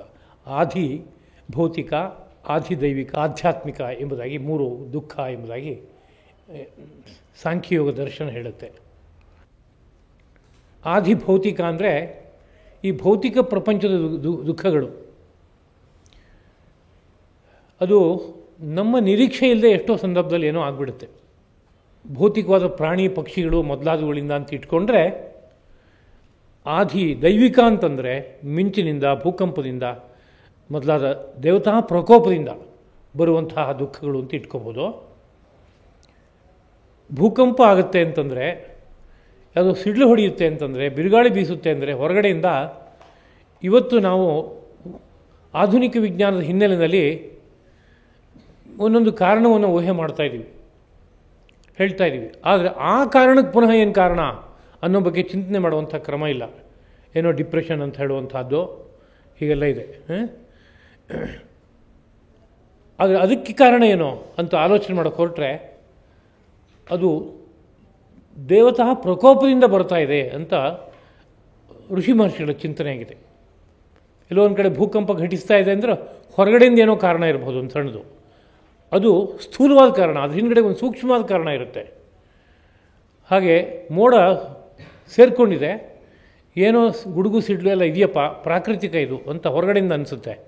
ಆದರೆ ಅದು ಯಾಕೆ ಯಾರೋ ಒಬ್ಬನಿಗೆ ಬಂದು ಹೊಡೆಯುತ್ತೆ, ತೊಂದರೆ ಕೊಡುತ್ತೆ ಅಂತ ಯೋಚನೆ ಮಾಡೋಕ್ಕೆ ಹೊರಟಾಗ ಅಲ್ಲಿ ಹಿಂದ್ಗಡೆಗೆ ಇವರ ಪುಣ್ಯ ಪಾಪಗಳು ಏನೋ ಒಂದಿದೆ, ಯಾವುದೋ ಪಾಪದ ಕಾರಣದಿಂದ ಇವ್ರಿಗೆ ಬಂದು ಹೊಡೆಯುತ್ತೆ. ಅದರಿಂದ ಗುಪ್ತವಾಗಿ ಇನ್ನೊಂದು ಕಾರಣ ಇದೆ ಅಲ್ಲಿ ಹಿಂದ್ಗಡೆಗೆ. ಅದು ಈ ರೀತಿಯಲ್ಲಿ ದೈವಿಕವಾದಂಥ ಒಂದು ತಾಪ ಎಂಬುದಾಗಿ ಕರೆಯಲ್ಪಡುತ್ತೆ. ಮೂರನೇದು ಆಧ್ಯಾತ್ಮಿಕ ತಾಪ. ಆಧ್ಯಾತ್ಮಿಕ ತಾಪ ಅಂದರೆ ನಾವು ಆತ್ಮ ಅಂತನೋ ಶಬ್ದವನ್ನು ಬಳಸುವಾಗ ಯಾವ್ಯಾವುದನ್ನು ಮನಸ್ಸಿನಲ್ಲಿ ಇಟ್ಕೊಂಡು ಬಳಸ್ತೀವಿ, ಅಲ್ಲಿ ಏನೇನು ರೀತಿಯ ತಾಪ ಹುಟ್ಟೋದಕ್ಕೆ ಅವಕಾಶ ಇದೆ, ಅದು ಆಧ್ಯಾತ್ಮಿಕ ತಾಪ. ಆತ್ಮ ಅನ್ನೋ ಶಬ್ದ ಬಳಸಬೇಕಾದ್ರೆ ನಾನು ನನ್ನ ಶರೀರಕ್ಕೂ ಕೆಲವು ಸರಿ ಆತ್ಮ ಅನ್ನೋ ಶಬ್ದವನ್ನು ಬಳಸ್ತೀವಿ ನಾವು. ನಾನು ಹೋಗ್ತೇನೆ, ನಾನು ಬರ್ತೇನೆ ಅಂತ ಅನ್ನುವಾಗ ಹೋಗೋದು ಬರೋದು ಯಾವುದು, ಈ ಶರೀರ ಪ್ರಧಾನವಾಗಿ ಕಣ್ಣಿಗೆ ಕಾಣಿಸುವಂತೆ ನಾವೇ ನಡ್ಕೊಂಡು ಹೋಗ್ತೀವಿ, ನಾವೇ ನಡ್ಕೊಂಡ್ಬರ್ತೀವಿ. ಆದ್ದರಿಂದ ಅಲ್ಲಿ ಆತ್ಮ ಅನ್ನೋ ಶಬ್ದಕ್ಕೆ ಶರೀರ ಅನ್ನೋದೇ ಪ್ರಧಾನವಾದ ನಮ್ಮ ಮನಸ್ಸಿನಲ್ಲಿರೋ ಆಶಯ. ಹಾಗೆ ನನ್ನ ಆಲೋಚನೆ ಹೀಗೆ ಅಂತ ನಾವು ಹೇಳ್ತೀವಿ, ನಾನು ಹೀಗೆ ಯೋಚಿಸಿದೆ ಅಂತ ಹೇಳ್ತೀವಿ. ಆಗ ನಾನು ಅನ್ನೋ ಶಬ್ದಕ್ಕೆ ಏನು ಅರ್ಥ ಆಗುತ್ತಲ್ಲಿ, ನನ್ನ ಮನಸ್ಸು ಅಂತ ಅರ್ಥ. ಅದಕ್ಕೆ ಆ ಮನಸ್ಸನ್ನು ಆತ್ಮ ಅನ್ನೋ ಶಬ್ದದಿಂದ ನಾವು ಕರಿತಾ ಇದ್ದೀವಿ. ಇದು ನನ್ನ ನಿರ್ಣಯ, ನಾನು ಹೀಗೆ ನಿರ್ಣಯ ಮಾಡ್ತಾಯಿದ್ದೀನಿ ಅಂತಂದರೆ ನಿರ್ಣಯ ಮಾಡುವ ಸಾಧನ ಇದೆಯಲ್ಲ, ಬುದ್ಧಿ ಇದೆಯಲ್ಲ, ಆ ಬುದ್ಧಿಯನ್ನು ನಾನು ಅನ್ನೋ ಶಬ್ದದಿಂದಲೇ ಕರಿತಾ ಇದ್ದೀನಿ ನಾನು. ಇದಲ್ಲದೆ ಇನ್ನೊಂದು ಒಳಗಡೆಗೆ ನಾನು ನಾನು ನಾನು ಅಂತ ಬುದ್ಧಿಗೆ ನನಗೆ ಅನಿಸೋದಕ್ಕೆ ಕಾರಣವಾಗಿರುವಂಥ ಒಂದು ಅಭಿಮಾನ ಅಂತ ಒಂದಿದೆ. ಆ ಅಭಿಮಾನವನ್ನು ನಾನು ಅನ್ನೋ ಶಬ್ದದಿಂದ ನಾನು ಕರಿತಾ ಇದ್ದೀನಿ. ಇವುಗಳಲ್ಲಿ ಏರುಪೇರುಗಳಾದಾಗ ಅಲ್ಲೊಂದು ತಾಪ ಹುಟ್ಟಲ್ವೇ ಅಂತ. ಇವುಗಳಲ್ಲಿ ಏರುಪೇರಾಗೋದು ಅಂದ್ರೇನು ಅಂತ ಕೇಳಿದ್ರೆ, ದೈಹಿಕವಾದ ತೊಂದರೆಗಳು, ಜ್ವರ ಬಂತು, ಬೇರೆ ಯಾವುದೋ ಭೀಕರವಾದಂಥ ರೋಗ ಬಂದ್ಬಿಡ್ತು, ತುಂಬ ಕ್ಲೇಶ. ಇಲ್ಲ ಎಲ್ಲೋ ಹೋಗ್ತಾ ಇದ್ದೆ, ಒಂದು ವಾಹನದ ಅಪಘಾತ ಉಂಟಾಯಿತು, ಬ್ರೈನಿಗೆ ಏಟಾಗಿದೆ, ತುಂಬ ದೊಡ್ಡ ಸಮಸ್ಯೆ. ಯಾವುದೋ ಕಾಲ ವಿಶೇಷ ಇದ್ದಕ್ಕಿದ್ದ ಹಾಗೆ ಮನೋರೋಗಗಳು ಶುರುವಾಗೋಯಿತು, ಹುಚ್ಚು, ಭಾಳ ದೊಡ್ಡ ಸಮಸ್ಯೆ. ಹಾಗೆ ಬುದ್ಧಿ ಸರಿಯಾಗಿ ನಿರ್ಣಯ ಮಾಡಬೇಕು, ನಿರ್ಣಯ ಮಾಡುವ ಸಾಮರ್ಥ್ಯ ಕಳ್ಕೊಂಬಿಡ್ತು ಯಾವುದೋ ಕಾಲದಲ್ಲಿ. ವಿಷಯ ಅರ್ಥ ಮಾಡಿಕೊಂಡು ಸ್ಪಷ್ಟವಾದ ನಿರ್ಣಯ ಮಾಡದೆ ಕಷ್ಟಪಡ್ತಾರೆ ಅನೇಕರು ಜೀವನದಲ್ಲಿ. ನಿರ್ಣಯಗಳಷ್ಟು ತಪ್ಪಾಗಿರುತ್ತೆ. ಇದು ಅನೇಕ ಕಾರಣಗಳಿಂದ ಬರುತ್ತೆ. ಆಗ ಅನೇಕ ದುಃಖ. ಹೀಗೆ ತೊಗೊಂಡ್ರೆ ಈ ಶರೀರ, ಮನಸ್ಸು, ಬುದ್ಧಿ, ಇಂದ್ರಿಯಗಳು, ಇವುಗಳಲ್ಲಿ ಹುಟ್ಟುವಂತಹ ಯಾವ ದುಃಖ ಇದೆಯೋ ಆ ದುಃಖವನ್ನು ಆಧ್ಯಾತ್ಮಿಕವಾದ ದುಃಖ ಎಂಬುದಾಗಿ ಹೇಳಿ, ಈ ಮೂರು ತರಹದ ದುಃಖಗಳು ಕಾಲಕ್ಕೆ ಹಾಜರು ಕೊಡ್ತಾ ಇರುತ್ತೆ. ನಾನು ಯಾವ ಸುಖ ನಾನು ಬೇಕಾದ್ರೂ ಅನುಭವಿಸ್ತಾ ಇರಲಿ, ಅದು ಬರಬೇಕು ಅಂತ ಅನಿಸಿದ್ರೆ ಆ ಸಮಯಕ್ಕೆ ಸರಿಯಾಗಿ ಬಂದು ಸೇರ್ಕೊಂಡ್ಬಿಡುತ್ತೆ. ಅದು ಬಹಳ ಉತ್ಕೃಷ್ಟವಾದ ಯಾತ್ರೆ ಅಂತ ನಾನು ಆಲೋಚನೆ ಮಾಡ್ತಾಯಿದ್ದೀನಿ. ಆದರೆ ಯಾತ್ರೆ ಹೋದಾಗ ಅಲ್ಲೇ ಒಂದು ವಾಹನ ಅಪಘಾತ ಆಗೋಯಿತು. ನನ್ನ ನಿರೀಕ್ಷೆ ಇಲ್ಲ, ಯಾಕೆಂದರೆ ಪಾಪ ಯಾವುದೋ ಒಂದು ಬೆನ್ನು ಹತ್ಕೊಂಡು ಕೆಲಸ ಮಾಡ್ತಾಯಿದೆ, ಅದ್ರ ಸಮಯ ಬಂತು, ನೀನೇನು ಸುಖ ಬೇಕಾದ್ರೂ ಪಡ್ತಾ ಇರೋ, ನನ್ನ ಸಮಯ ಬಂತು, ನಾನು ಫಲ ಕೊಡಲೇಬೇಕು, ದುಃಖ ಕೊಟ್ಟೇ ಕೊಡ್ತೀನಿ ಅಂತ ಅದನ್ನುತ್ತೆ, ತಪ್ಪಿಸೋಕೆ ಆಗಲ್ಲ ಅದು. ಹೀಗೆ ಗಮನಿಸಿದಾಗ ಜನ್ಮಾಂತರದ ಕರ್ಮಗಳ ಫಲಗಳು ಕಾಲಕಾಲದಲ್ಲಿ ಗೋಚರವಾಗ್ತಾ ಇದೆಯಲ್ಲ, ಅದು ದೇಹ, ಇಂದ್ರಿಯ, ಮನಸ್ಸು ಇವುಗಳೆಲ್ಲರ ಮೇಲೂ ಕೆಲಸ ಮಾಡುತ್ತೆ, ರೋಗ ತರ್ತಾ ಇದೆ, ಸಮಸ್ಯೆ ತರ್ತಾ ಇದೆ. ಇದಿಷ್ಟು ಮಾತ್ರ ಅಲ್ಲದೆ ನಾವು ನಿತ್ಯ ಜೀವನದಲ್ಲಿ ಈ ಸುಖ ಭೋಗಗಳಲ್ಲಿ ಮುಳುಗಿರುವಾಗ ಯಾವುದೇ ಸುಖ ನನ್ನ ಮೈಗೆ ಹೊಂತಾ ಇಲ್ಲ ಅಂತಾದರೆ ಏನಾಗುತ್ತೆ, ತುಂಬ ಜಾಸ್ತಿ ಆಯಿತು ಈ ಸುಖ ಅಂತಂದರೆ ಏನಾಗುತ್ತೆ. ಸುಲಭವಾದ ಉದಾಹರಣೆ, ಸ್ವಲ್ಪ ಆಹಾರ ತುಂಬ ಚೆನ್ನಾಗಿತ್ತು ಜಾಸ್ತಿ ತಿಂದರೆ ಅಜೀರ್ಣ ಶುರುವಾಗುತ್ತೆ, ವಾಂತಿ ಶುರುವಾಗುತ್ತೆ, ಹಾಗೆ ಪ್ರವೃತ್ತಿ ಶುರುವಾಗುತ್ತೆ, ಅನೇಕ ಸಮಸ್ಯೆಗಳು. ತುಂಬ ಚೆನ್ನಾಗಿರೋ ಆಹಾರ ಬೇಕಾದಷ್ಟು ಸಿಗುತ್ತೆ ಅನ್ನೋ ಕಾರಣಕ್ಕಾಗಿ ನಿತ್ಯ ಯಾವುದೋ ಬಳಸ್ಬಿಟ್ಟೆ. ಇವತ್ತು ಹೇಳೋದುಂಟು, ಸಕ್ಕರೆಯನ್ನು ಬಹಳ ದೀರ್ಘಕಾಲ ಅತಿಯಾಗಿ ಬಳಸಿದರೆ ಮಧುಮೇಹ, ಶುಗರ್ ಕಂಪ್ಲೇಂಟ್ ರೋಗ ಬಂತು ಅಂತ. ಹಾಗೆ ತುಂಬ ಸುಖದ ಸಾಮಗ್ರಿಗಳೆಲ್ಲ ಬೇಕಾದಷ್ಟಿದೆ, ಏನೂ ಕೆಲಸ ಮಾಡಲ್ಲ, ಊಟ ಮಾಡ್ಕೊಂಡು ಚೆನ್ನಾಗಿ ಕೂತಿರ್ತಾನೆ. ತುಂಬ ದೊಡ್ಡಕ್ಕೆ ಬೊಜ್ಜು ಬಂತು, ಭಾರಿ ಮೈ ಭಾರ, ಅದ್ರ ಜೊತೆಗೆ ಹಾಗೆ 10 ಸಮಸ್ಯೆಗಳು ಜೊತೆಗೆ ಬಂತು. ಇದೆಲ್ಲ ಬಂದಿದ್ದು ಹೇಗೆ? ಈ ಸುಖ ಭೋಗಗಳನ್ನು ಅನುಭವಿಸುವಾಗ ಇದರ ವಿಪರಿಣಾಮ ಏನೇನಾಗುತ್ತೆ ಅಂತ ನನಗೆ ಗೊತ್ತಿಲ್ಲದೇನೆ ಆ ಸುಖದಲ್ಲಿ ಮುಳುಗಿ ಯಾವುದೋ ಒಂದು ದಿವಸ ನಾನೇ ತಂದ್ಕೊಂಡು ರೋಗಗಳೆಲ್ಲ. ಹಾಗೆ ಎಷ್ಟೋ ಅಭ್ಯಾಸಗಳು, ನಿತ್ಯದ ಅಭ್ಯಾಸಗಳು ತತ್ಕಾಲದಲ್ಲಿ ಸುಖ ಅಂತ ಅನ್ನಿಸ್ತಾ ಇರುತ್ತೆ, ಪರಿಣಾಮದಲ್ಲಿ ದುಃಖ ಆಗುತ್ತೆ.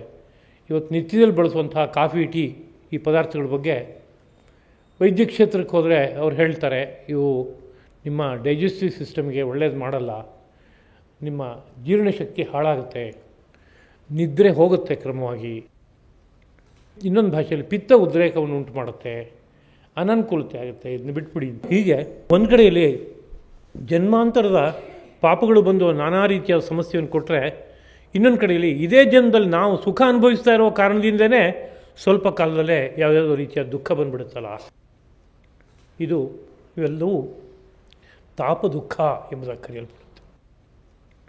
ಇನ್ನೊಂದು ಮೂರನೇದು ಸಂಸ್ಕಾರ ದುಃಖ ಅಂತ. ಸಂಸ್ಕಾರ ದುಃಖ ಅಂದರೆ ಯಾವುದೇ ಸುಖನ ಅನುಭವಿಸಿದರೆ ಅದರ ಸಂಸ್ಕಾರ ನಮ್ಮ ಮೈನಲ್ಲಿ ಉಳ್ಕೊಳ್ಳುತ್ತೆ. ನಾನು ಅತ್ಯುತ್ಕೃಷ್ಟವಾದಂತಹ ಯಾವುದೋ ಒಂದು ಸುಖವನ್ನು ಅನುಭವಿಸಿದೆ ಅಂತಂದರೆ ಅದು ಸ್ಮರಣೆಯಲ್ಲಿ ಆಮೇಲೆ ಉಳ್ಕೊಳ್ಳುತ್ತೆ. ಹಾಗೆ ಅದನ್ನು ಸಂಸ್ಕಾರ ಅಂತ ಕರೀತಾರೆ. ಅದು ಉಳ್ಕೊಂಡ ಮೇಲೆ ಏನಾಗುತ್ತೆ ಅದು ಅಂತ ಕೇಳಿದ್ರೆ, ಇನ್ನೊಮ್ಮೆ ಅದೇ ರೀತಿಯ ಸುಖನ ಪಡಬೇಕು ಅಂತ ಮನಸ್ಸಲ್ಲಿ ಅನಿಸುತ್ತೆ, ಆದರೆ ಪಡೋಕ್ಕಾಗಲ್ಲ. ಆಗ ದುಃಖ ಹೌದು ಅಲ್ವೋ? ಖಂಡಿತವಾಗಿ ದುಃಖ. ಹೀಗೆ ಸ್ಮರಣೆಗಳು ಸಂಸ್ಕಾರ ರೂಪವಾಗಿ ಯಾವುದು ಉಳಿದಿರುತ್ತೋ ಅದನ್ನು ನೆನಪಿಸ್ಕೊಂಡು ಜೀವ ದುಃಖ ಪಡುತ್ತೆ. ತಂದೆದೋ ತಾಯಿದೋ ಸುಖನ ಪಟ್ಟಂಥ ಒಬ್ಬ ವ್ಯಕ್ತಿ ತಂದೆ ತಾಯಿಗಳನ್ನ ಕಳ್ಕೊಂಡ ಮೇಲೆ ಆಗಾಗ ತಂದೆಯಂತೆ ಯಾರು ಒಬ್ಬರು ವ್ಯಕ್ತಿ ಕಂಡ್ರೆ ಸಾಕು, ನಮ್ಮ ತಂದೆ ಇಷ್ಟು ನನಗೆ ಸಹಕಾರ ಕೊಡ್ತಾಯಿದ್ರು, ಇಷ್ಟು ಪ್ರೀತಿಯಿಂದ ನೋಡ್ತಾಯಿದ್ರು, ಈಗಿಲ್ಲ. ಸ್ಮರಣೆ ಸಂಸ್ಕಾರ ದುಃಖ ತಂದುಕೊಡುತ್ತೆ. ತಾಯಿ ಎಷ್ಟು ನನಗೆ ಅಚ್ಚುಮೆಚ್ಚಿನ ತಾಯಿಯಾಗಿದ್ಲು, ಎಷ್ಟು ವಾತ್ಸಲ್ಯ ತೋರಿಸ್ತಾ ಇದ್ಲು, ನನ್ನ ಸುಖ ದುಃಖಗಳಲ್ಲಿ ಎಲ್ಲ ರೀತಿಯಲ್ಲೂ ನನಗೆ ಭಾಗಿಯಾಗಿದ್ಲು, ಅಂಥ ತಾಯಿನ ಕಳ್ಕೊಂಬಿಟ್ಟೆ ಅಂದರೆ 10 ವರ್ಷ ಕಳೆದು ಹೋಗಲಿ, ಆಮೇಲೂ ಅದರ ಸ್ಮರಣೆ ಇರುತ್ತೆ, ಬಿಟ್ಟು ಹೋಗಲ್ಲ. ಹಾಗೆ ಪತಿಯನ್ನು ಕಳ್ಕೊಂಡ್ರೆ,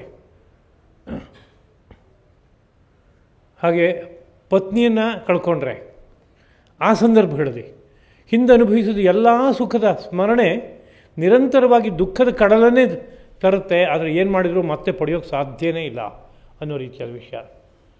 ಹಾಗೆ ಯೌವನ ಇತ್ತು, ಬಹಳ ಮೋಜು ಮಜಾ ಎಲ್ಲ ಮಾಡಿದೆ, ಬಹಳ ಸಂತೋಷಪಟ್ಟೆ, ಇತಿಮಿತಿನೇ ಇಲ್ಲ, ಅಷ್ಟು ಖುಷಿಪಟ್ಟೆ. ಯೌವನ ಕಳೆದೋಯ್ತು. ಆಗ ಹಳೆದೆಲ್ಲ ಸ್ಮರಣೆ ಆದಾಗೆಲ್ಲ ಆವತ್ತಿನ ದಿವಸ ಹೇಗಿತ್ತು ಅಂತೀರಿ, ನಾನು ಹಿಮಾಲಯ ನಡ್ಕೊಂಡು ಹತ್ತಿ ಓಡಾಡಿದೆ, ಈಗ ಮನೆ ಮೆಟ್ಲು ಹತ್ತಬೇಕಾದ್ರೆ ಸ್ವಲ್ಪ ಯಾರು ಸಹಕಾರ ಕೊಡಬೇಕಂತ ಪರಿಸ್ಥಿತಿ. ದುಃಖ ಆಗುತ್ತೋ ಆಗಲ್ವೋ? ಹಾಗೆ ಮೊದಲು ಹೇಗೆ ಊಟ ಮಾಡ್ತಾಯಿದ್ದೆ ಗೊತ್ತಾ, ನಾನು 2 ಜನ 3 ಜನ ಊಟ ಮಾಡೋಷ್ಟು ಊಟ ಮಾಡಿ ಮಧ್ಯಾಹ್ನ ಊಟ ಮಾಡಿ ಸಾಯಂಕಾಲಕ್ಕೆ ಸಿದ್ಧವಾಗಿರ್ತಾಯಿದ್ದೆ. ಈಗ ಒಂದು ತುತ್ತು ಜಾಸ್ತಿ ಆದರೆ ಹೊಟ್ಟೆ ನೋವು ಶುರುವಾಗುತ್ತೆ, ಹಿಂಸೆ ಶುರುವಾಗುತ್ತೆ. ಅಂದರೆ ಹಳೆಯ ಸ್ಮರಣೆ ಏನು ಮಾಡುತ್ತೆ, ದುಃಖದ ಪರಂಪರೆಯನ್ನೇ ತರುತ್ತೆ. ಎಲ್ಲ ರೀತಿಯ ಸುಖಗಳ ಸ್ಮರಣೆಯು ಕೊನೆಯಲ್ಲಿ ಇಲ್ಲ ಅಂತಂದಾಗ ದುಃಖನೇ ತಂದಿಟ್ಬಿಡುತ್ತೆ. ಹೀಗೆಲ್ಲ ಇರೋದ್ರಿಂದ ಸಂಸ್ಕಾರ ದುಃಖ ಅಂತ ಅದು ಒಂದು ಅತ್ಯಂತ ಭಯಂಕರವಾದದ್ದೇ. ಹೀಗೆ ಈ ಪ್ರಪಂಚದಲ್ಲಿ ಯಾವ್ಯಾವ ತರಹದ ಸುಖವನ್ನು ನಾವು ಅನುಭವಿಸ್ತಾ ಇದ್ದರೂ ಸಹ ಅದ್ರ ಪಕ್ಕದಲ್ಲೇ ಈ 3 ತರಹದ ದುಃಖ ಮಾತ್ರ ಇದ್ದೇ ಇರುತ್ತೆ. ಇದನ್ನು ತಪ್ಪಿಸೋಕ್ಕೆ ಯಾರ ಕೈಲೂ ಸಾಧ್ಯ ಇಲ್ಲ. ಯಾಕೆಂದರೆ ಈ ಪ್ರಪಂಚದ ನಡೆ ಇದು ಪ್ರಪಂಚದ ನಡೆ ಹೌದು ಅನ್ನೋದಕ್ಕೆ ಇನ್ನೊಂದು ವಿಶಿಷ್ಟವಾದ ಕಾರಣ ಕೊಡೋದಾದರೆ ಅದನ್ನು ಅದೇ ಸೂತ್ರದಲ್ಲಿ ಮುಂದಕ್ಕೆ ಹೇಳ್ತಾ ಇದ್ದಾರೆ, ಗುಣವೃತ್ತಿ ವಿರೋಧಾಚ ಅಂತ. ಗುಣ ಅಂದರೆ ಇಲ್ಲಿ ದಯೆ ಔದಾರ್ಯ ಆ ಗುಣಗಳನ್ನು ತಗೋಬಾರ್ದು. ದಯೆ ಔದಾರ್ಯ ಮೊದಲಾದ ಗುಣಗಳಿಗೆ ಕಾರಣವಾದ ಇನ್ನೊಂದು ಗುಣ ಇದೆ, ಅದು ಮೂಲಭೂತವಾದ ಗುಣ. ಅದನ್ನು ಸತ್ವಗುಣ, ರಜೋಗುಣ, ತಮೋಗುಣ ಅಂತ ಕರೀತಾರೆ. ಉದಾಹರಣೆಗೆ ಸತ್ವಗುಣ ಇದ್ದರೆ ದಯೆ ಹುಟ್ಟೋದಕ್ಕೆ ಅವಕಾಶ ಇದೆ, ಶಾಂತತೆ ತುಂಬ ಬರುತ್ತೆ. ಅದು ರಜೋಗುಣ ಇದೆ ಅಂದರೆ ಕ್ರಿಯಾಕಲಾಪಗಳಲ್ಲಿ ತೊಡಗೋಕ್ಕೆ ಬೇಕಾಗುವಂಥ ಒಂದು ನಡೆ ಹುಟ್ಕೊಳ್ಳುತ್ತೆ. ತಮೋಗುಣ ಇದೆ ಅಂದರೆ ನಿದ್ದೆ, ಜಾಡ್ಯ ಮೊದಲಾದವುಗಳನ್ನೆಲ್ಲ ಅನುಭವಿಸೋದಕ್ಕೆ ಅವಕಾಶ ಆಗುತ್ತೆ ಅದು. ಆದ್ದರಿಂದ ಮೂರು ಮೂಲಭೂತವಾದ ಗುಣಗಳು ಸತ್ವಗುಣ, ರಜೋಗುಣ, ತಮೋಗುಣ ಅಂತ. ಈ ಗುಣಗಳ ವೃತ್ತಿ ವಿರೋಧ ಅಂತಂದರೆ, ವೃತ್ತಿ ಅಂದರೆ ವರ್ತನ ಅಂತ ಅರ್ಥ, ನಡವಳಿಕೆ. ಆ ನಡವಳಿಕೆಯಲ್ಲಿ ಪರಸ್ಪರ ವಿರೋಧ ಇರುತ್ತೆ ಅಂತ ಅರ್ಥ. ಹಾಗಂದ್ರೆ ಏನು ಅಂತ ಕೇಳಿದ್ರೆ, ನನಗೆ ಯಾವುದೋ ಒಂದು ಪುಸ್ತಕ ಓದಬೇಕು ಅಂತ ಅನಿಸಿದೆ, ತುಂಬ ಚೆನ್ನಾಗಿದೆ ಅಂತ ಅನಿಸ್ತು. ಓದ್ತಾ ಇದ್ದೀನಿ, ರಾತ್ರಿ 10 ಗಂಟೆನೋ 10:15 ಗಂಟೆನೇ ಆಯಿತು. ನಾನು ಎಷ್ಟೇ ಅದನ್ನ ಓದಬೇಕು ಅಂತ ತುಂಬ ಆಸಕ್ತಿಯಿಂದ ಮುಂದಕ್ಕೆ ತೊಡಗ್ತಾ ಇದ್ದರೂ ಸಹ ಕಾಲಧರ್ಮ ಒಂದನ್ನು ಹೇಳೋಕ್ಕೆ ಶುರುವಾಗುತ್ತೆ. ಏನು ಅಂದರೆ ತೂಕಡಿಕೆ ನಿದ್ದೆ ಬರುತ್ತೆ. ತೂಕಡಿಕೆ ನಿದ್ದೆ ಏನದು ಅಂತ ಕೇಳಿದ್ರೆ ತಮೋಗುಣ. ಆ ತಮೋಗುಣ ಈ ನಮ್ಮ ಸತ್ವಗುಣ, ರಜೋಗುಣಗಳನ್ನು ಮೆಟ್ಟಿ ತಾನು ಆಳೋಕ್ಕೆ ಶುರುವಾಗುತ್ತೆ. ಅದು ಹೋಗಲಿ, ನಿಶ್ಚಿಂತೆಯಾಗಿ ಚೆನ್ನಾಗಿ ನಿದ್ದೆ ಮಾಡ್ಬೋಣ ಅಂತಂದರೆ ಯಾವುದೋ ಅವಧಿಯವರೆಗೆ ಮಾತ್ರ ನಿದ್ದೆ ಬರುತ್ತೆ ಅಷ್ಟೇ. ಅದು ಅವರವರಿಗೆ ಪ್ರಕೃತಿಯಲ್ಲಿ ಇಷ್ಟು ನಿದ್ದೆ ಮಾಡ್ಬೋದು ಅಂತ ಒಂದು ವ್ಯವಸ್ಥೆ ಇದೆ, ಅಷ್ಟರವರೆಗೆ ಮಾತ್ರ ನಿದ್ದೆ ಬರುತ್ತೆ. ಆ ನಿದ್ದೆ ಮುಗೀತು ಅಂತಂದರೆ ಏನು ಮಾಡಿದ್ರು ಮತ್ತೆ ನಿದ್ದೆ ಮಾಡೋಕ್ಕಾಗಲ್ಲ, ಸುಮ್ಮನೆ ಬೇಕಾದ್ರೆ ಮಲಗಿರ್ಬೋದು ಅಷ್ಟೇ. ಹೇಳಲೇಬೇಕು, ಯಾಕೆಂದರೆ ರಜೋಗುಣವೋ ಸತ್ವಗುಣವೋ ಬಂದು ಆ ತಮಸ್ಸನ್ನು ಮೆಟ್ಬಿಡ್ತು ಅಂತ ಅರ್ಥ. ಸಂಪೂರ್ಣವಾಗಿ ನೀವು ಹೊರಗೆ ಬರಲೇಬೇಕು ಅಂತ. ಇದೇ ನೇರದಲ್ಲಿ ಎಲ್ಲ ಸುಖದ ಪ್ರಪಂಚದ ಮಧ್ಯದಲ್ಲೂ ಅದು ಎಷ್ಟೊತ್ತಿಗೆ ಪರಿವರ್ತನೆ ಆಗುತ್ತೆ ಅಂತಲೇ ಹೇಳೋಕ್ಕಾಗಲ್ಲ. ಯಾಕೆಂದರೆ ಈ ತ್ರಿಗುಣಗಳ ಏರುಪೇರುಗಳ ಕಾರಣದಿಂದ. ಬಹಳ ಭವ್ಯವಾದ ಒಂದು ನಾಟಕನೋ ಸಿನಿಮಾನೋ ನೋಡ್ತಾ ಇದ್ದೀನಿ ನಾನು, ತುಂಬ ಸಂತೋಷ ಆಗ್ತಾಯಿದೆ. ಸತ್ವಗುಣ ತುಂಬ ಜಾಗರೂಕವಾಯಿತು ಅಂತ ಅರ್ಥ. ಅದಕ್ಕೆ ಸುಖ ಎಲ್ಲ ಬರೋದು ಸತ್ವಗುಣದಲ್ಲಿ.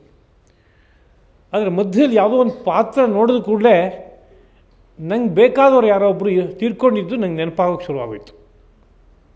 ಆ ಕೂಡಲೇ ದುಃಖ ಶುರುವಾಯಿತು ಅಂತಲೇ ಅರ್ಥ. ಅದಕ್ಕೆ ಅದು ಯಾಕೆ ಅಂತ ಕೇಳಿದರೆ ಸತ್ವಗುಣವನ್ನು ಮೆಟ್ಟಿ ತಮೋಗುಣ ಆಟ ಆಡೋದಕ್ಕೆ ಶುರುವಾಯಿತು ಅಂತ ಅರ್ಥ. ಅಲ್ಲಿ ಹೀಗೆ ಗಮನಿಸ್ತಾ ಹೋದರೆ ಪ್ರತಿ ನಿತ್ಯದ ಜೀವನದಲ್ಲಿ ಪ್ರತಿಯೊಬ್ಬನಿಗೂ ಸಹ ಈ ಸತ್ವರಜಸ್ತಮಸ್ಸಿನ ಆಟ ನಿರಂತರವಾಗಿ ನಡೀತಾ ಇದೆ. ಅದರ ಪರಿಣಾಮವಾಗಿ ಈಗಿರೋ ಸುಖ ಮುಂದಿನ ಕ್ಷಣಕ್ಕಿರಲ್ಲ, ಮುಂದಿರೋ ಅವಸ್ಥೆ ಅದ್ರ ಮುಂದಿನ ಕ್ಷಣಕ್ಕಿರಲ್ಲ. ಹೀಗೆ ನಿರಂತರವಾಗಿ ಪರಿವರ್ತನೆ ನಡೀತಾನೆ ಇದೆ. ಹೀಗಿರೋದ್ರಿಂದ ಇಲ್ಲಿ ಯಾವುದನ್ನು ನೆಚ್ಕೊಂಡು ನಾವು ಇದು ಗಟ್ಟಿ ಸುಖ ಯಾವತ್ತೂ ಇರುತ್ತೆ ಅಂತ ಬದುಕ್ಬೋದು ಅಂತ ಕೇಳಿದ್ರೆ ಯಾವುದು ಸಿಕ್ಕಲ್ಲ ಲೆಕ್ಕಕ್ಕೆ. ಯಾವುದನ್ನು ಬೇಕಾದ್ರೂ ಯೋಚನೆ ಮಾಡಿ. ಭೋಗೇ ರೋಗ ಭಯಂ ಒಬ್ಬ ಸುಭಾಷಿತಕಾರ ಹೇಳ್ತಾನೆ. ಭಾಳ ಸುಖ ಅನುಭವಿಸ್ತಾ ಇದ್ದೀನಿ ಅಂದರೆ ಪಕ್ಕದಲ್ಲಿ ಯಾವತ್ತು ಏನು ರೋಗ ಬರುತ್ತೋ ಅಂತ ಒಂದು ಆಲೋಚನೆ ಇಟ್ಕೊಳ್ಳೇಬೇಕಾಗತ್ತೆ. ಏನೇನು ಪದಾರ್ಥನ ಬಳಸ್ತಾ ಇದ್ದೀನಿ, ತುಂಬ ಜಿಡ್ಡಿನ ಪದಾರ್ಥ, ಮೊಸರು ಇದನ್ನೆಲ್ಲ ಬಳಸ್ತಾ ಇದ್ದೀನಿ, ಲಂಗ್ಸಿಗೇನೋ ಸಂಬಂಧಪಟ್ಟಿದ್ದು ಯಾವತ್ತೋ ಒಂದು ದಿವಸ ಬರ್ಬೋದು. ತುಂಬ ಫ್ಯಾಟಿ ಫುಡ್ ಬಳಸ್ತಾ ಇದ್ದೀನಿ, ಮೈ ದಪ್ಪ ಆಗುತ್ತೆ, ಭಾಳ ಸಮಸ್ಯೆ. ಭೋಗೇ ರೋಗ ಭಯಂ ಇತ್ಯಾದಿ ಶುರು ಮಾಡಿ ಕೊನೆಯಲ್ಲಿ ಕುಲೆ ಚ್ಯುತಿ ಭಯಂ. ತುಂಬ ಒಳ್ಳೆ ಕುಲ ನಮ್ಮದು, ಅಷ್ಟು ಹೆಸರುವಾಸಿಯಾದದ್ದು, ಒಂದೇ ಒಂದು ಕಳಂಕ ಇಲ್ಲ. ನಾಕಾರ ತಲೆಮಾರಿನ ಇತಿಹಾಸ ಹೇಳ್ತೀನಿ ನಾನು.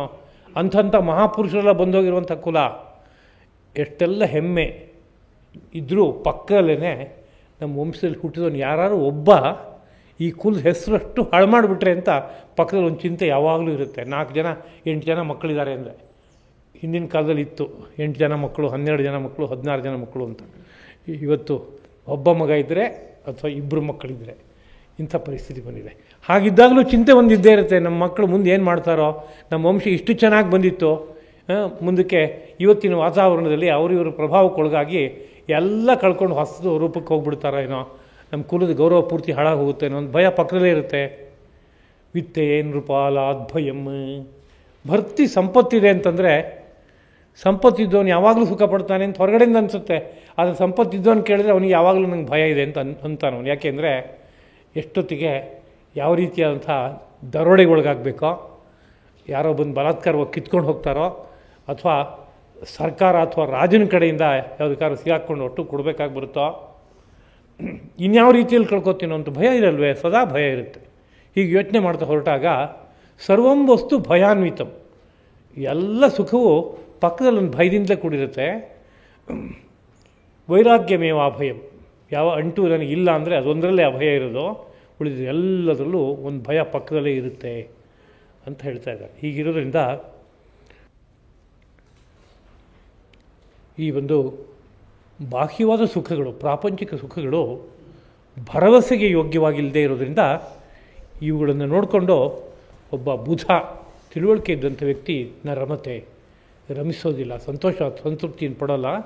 ಇದನ್ನು ನೆಚ್ಕೊಂಡು ಕೂತ್ಕೊಳ್ಳೋಕ್ಕಾಗಲ್ಲಪ್ಪ, ಇದನ್ನು ಆಯಾ ಸಮಯದಲ್ಲಿ ಬೇಕಾದ್ರೆ ಅನುಭವಿಸ್ಬಿಡ್ತೀನಿ, ಯಾವುದಾದ್ರು ಒಂದು ಶಾಶ್ವತವಾದ ಸುಖ ಬೇಕು ಅಂತ ಆಲೋಚನೆ ಮಾಡ್ತಾನೆ. ಶಾಶ್ವತವಾದ ಸುಖ ಉಂಟೆ ಲೋಕದಲ್ಲಿ ಅಂದರೆ ಲೋಕದಲ್ಲಿ ಯಾವತ್ತೂ ಇರೋಕ್ಕೆ ಸಾಧ್ಯನೇ ಇಲ್ಲ. ಮತ್ತು ಎಲ್ಲಿದೆ ಅಂತ ಕೇಳಿದ್ರೆ ನಮ್ಮ ಒಳಗಡೆನೇ ಇದೆ. ಹೇಗೆ ಅಂತ ಕೇಳಿದ್ರೆ ಒಳಗಡೆ ಅಂತಃಪ್ರಪಂಚದಲ್ಲಿ ಒಂದು ಅದ್ಭುತವಾದ ಆನಂದದ ಕಡಲಿದೆ. ಆ ಕಡಲಿನ ದ್ವಾರವನ್ನು ತೆರ್ಕೊಂಡ್ರೆ ಅಲ್ಲಿಂದ ನಿರಂತರವಾಗಿ ಆನಂದದ ಸ್ರೋತಸ್ಸು ಹರಿದು ಬರುತ್ತೆ, ಆನಂದದ ಹೊಳೆ ಹರಿದು ಬರುತ್ತೆ. ಮುಕ್ತಾಯವಾಗದೇ ಇರುವಂಥ ಆನಂದ, ಅಂಥ ಅದ್ಭುತವಾದ ಆನಂದವನ್ನು ಪಡೆಯೋದೇ ಲೇಸು ಅಂತ ಮನಸ್ಸಿಗೆ ಅನಿಸುತ್ತೆ. ಮುಂದಿನ ಮಾತು,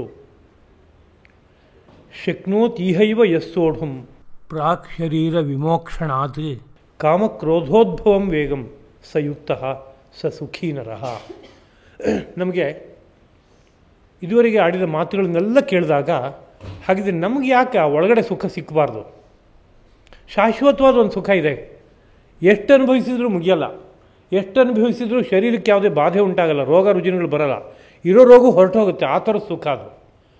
ಹಾಗಿದ್ದಾಗ ಅದು ನಮ್ಗೆ ಯಾಕೆ ಬೇಡ? ಖಂಡಿತ ಬೇಕು ಅಂತ ಅನಿಸುತ್ತೆ. ಪಡೆಯೋದು ಹೇಗೆ ಅಂತ ಕೇಳಿದ್ರೆ ಪಕ್ಕದಲ್ಲಿ ಕೃಷ್ಣ ಒಂದು ಉತ್ತರವನ್ನು ಕೊಡ್ತಾ ಇದ್ದಾನೆ. ಶಕ್ನೋತೀಹೈವ ಯಸ್ಸೋಢುಂ ಶರೀರ ವಿಮೋಕ್ಷಣಾತ್ ಪ್ರಾಕ್. ಶರೀರವನ್ನು ಕಳ್ಕೊಳ್ಳೋಕ್ಕಿಂತ ಮುಂಚೆನೇ, ಈ ಶರೀರ ಬಿದ್ದೋಗೋಕ್ಕಿಂತ ಮುಂಚೆನೇ ಯಾವಾತನೋ ಕಾಮಕ್ರೋಧೋದ್ಭವಂ ವೇಗಂ. ಕಾಮ ಅಂದರೆ ಆಸೆ, ಕ್ರೋಧ, ಸಿಟ್ಟು, ಇವುಗಳಿಂದ ಹುಟ್ಟುವಂಥ ಮಾನಸಿಕ ವೇಗವನ್ನು ಇಹೈವ ಇಲ್ಲಿಯೇ ಸೋಢುಂ ಶಕ್ನೋತಿ ಸಹಿಸಿಕೊಳ್ಳಲು ಅರ್ಹನಾಗುತ್ತಾನೋ. ಕಾಮವನ್ನು ಹತೋಟಿಲಿ ಇಟ್ಕೋತೀನಿ, ಕ್ರೋಧವನ್ನು ಹತೋಟಿಲಿ ಇಟ್ಕೋತೀನಿ ಅಂತ ಯಾರಿಗಾಗುತ್ತೋ ಸಹ ಯುಕ್ತ ಅವನು ಒಳಗಡೆ ಇರೋ ಆ ಬೆಳಕಿನ ಜೊತೆಗೆ ಒಂದುಗೂಡ್ಕೊಂಡ್ಬಿಡ್ತಾನೆ. ಹಾಗಿರೋದ್ರಿಂದ ಒಳಗಡೆ ಇರುವ ಆನಂದವನ್ನು ಅನುಭವಿಸೋದಕ್ಕೆ ಇರುವ ಅತ್ಯಂತ ಸುಲಭವಾದ ವಿಷಯ ಏನಪ್ಪ ಅಂದರೆ ಕಾಮಕ್ರೋಧದಿಂದ ಹುಟ್ಟುವಂತಹ ವೇಗಗಳನ್ನು ಪೂರ್ತಿ ಹತೋಟಿಲಿ ಇಟ್ಕೋ. ಅದು ನಿನ್ನನ್ನು ಬಾಧಿಸಬಾರ್ದು. ಹಾಗೆ ಅದನ್ನಷ್ಟನ್ನು ಸಂಪೂರ್ಣವಾಗಿ ಅದುಮಿ ನೀನು ಬದುಕೋಕ್ಕೆ ಅಭ್ಯಾಸ ಮಾಡ್ಕೋ. ಆಗ ತಾನೇ ತಾನಾಗಿ ಆ ಒಳಗಡೆ ಇರೋ ಆನಂದದ ಭಾಗ ತೆರ್ಕೊಳ್ಳುತ್ತೆ. ಇದನ್ನು ಹೇಳಬೇಕಾದ್ರೆ ಯೋಗ ಸೂತ್ರಕಾರರು ಪತಂಜಲಿಗಳು ಅವರು ಭಾರತ ದೇಶದ ಒಂದು ಚಿಂತನೆಯ ದೃಷ್ಟಿಯಿಂದ ಅದ್ಭುತವಾದ ಮನಃಶಾಸ್ತ್ರಜ್ಞರೇ ಅವರು. ಭಾರತದಲ್ಲಿ ಮನಃಶಾಸ್ತ್ರ ಅಂತ ಒಂದು ವಿಸ್ತಾರವಾಗಿ ಬೆಳೆದಿಲ್ಲ.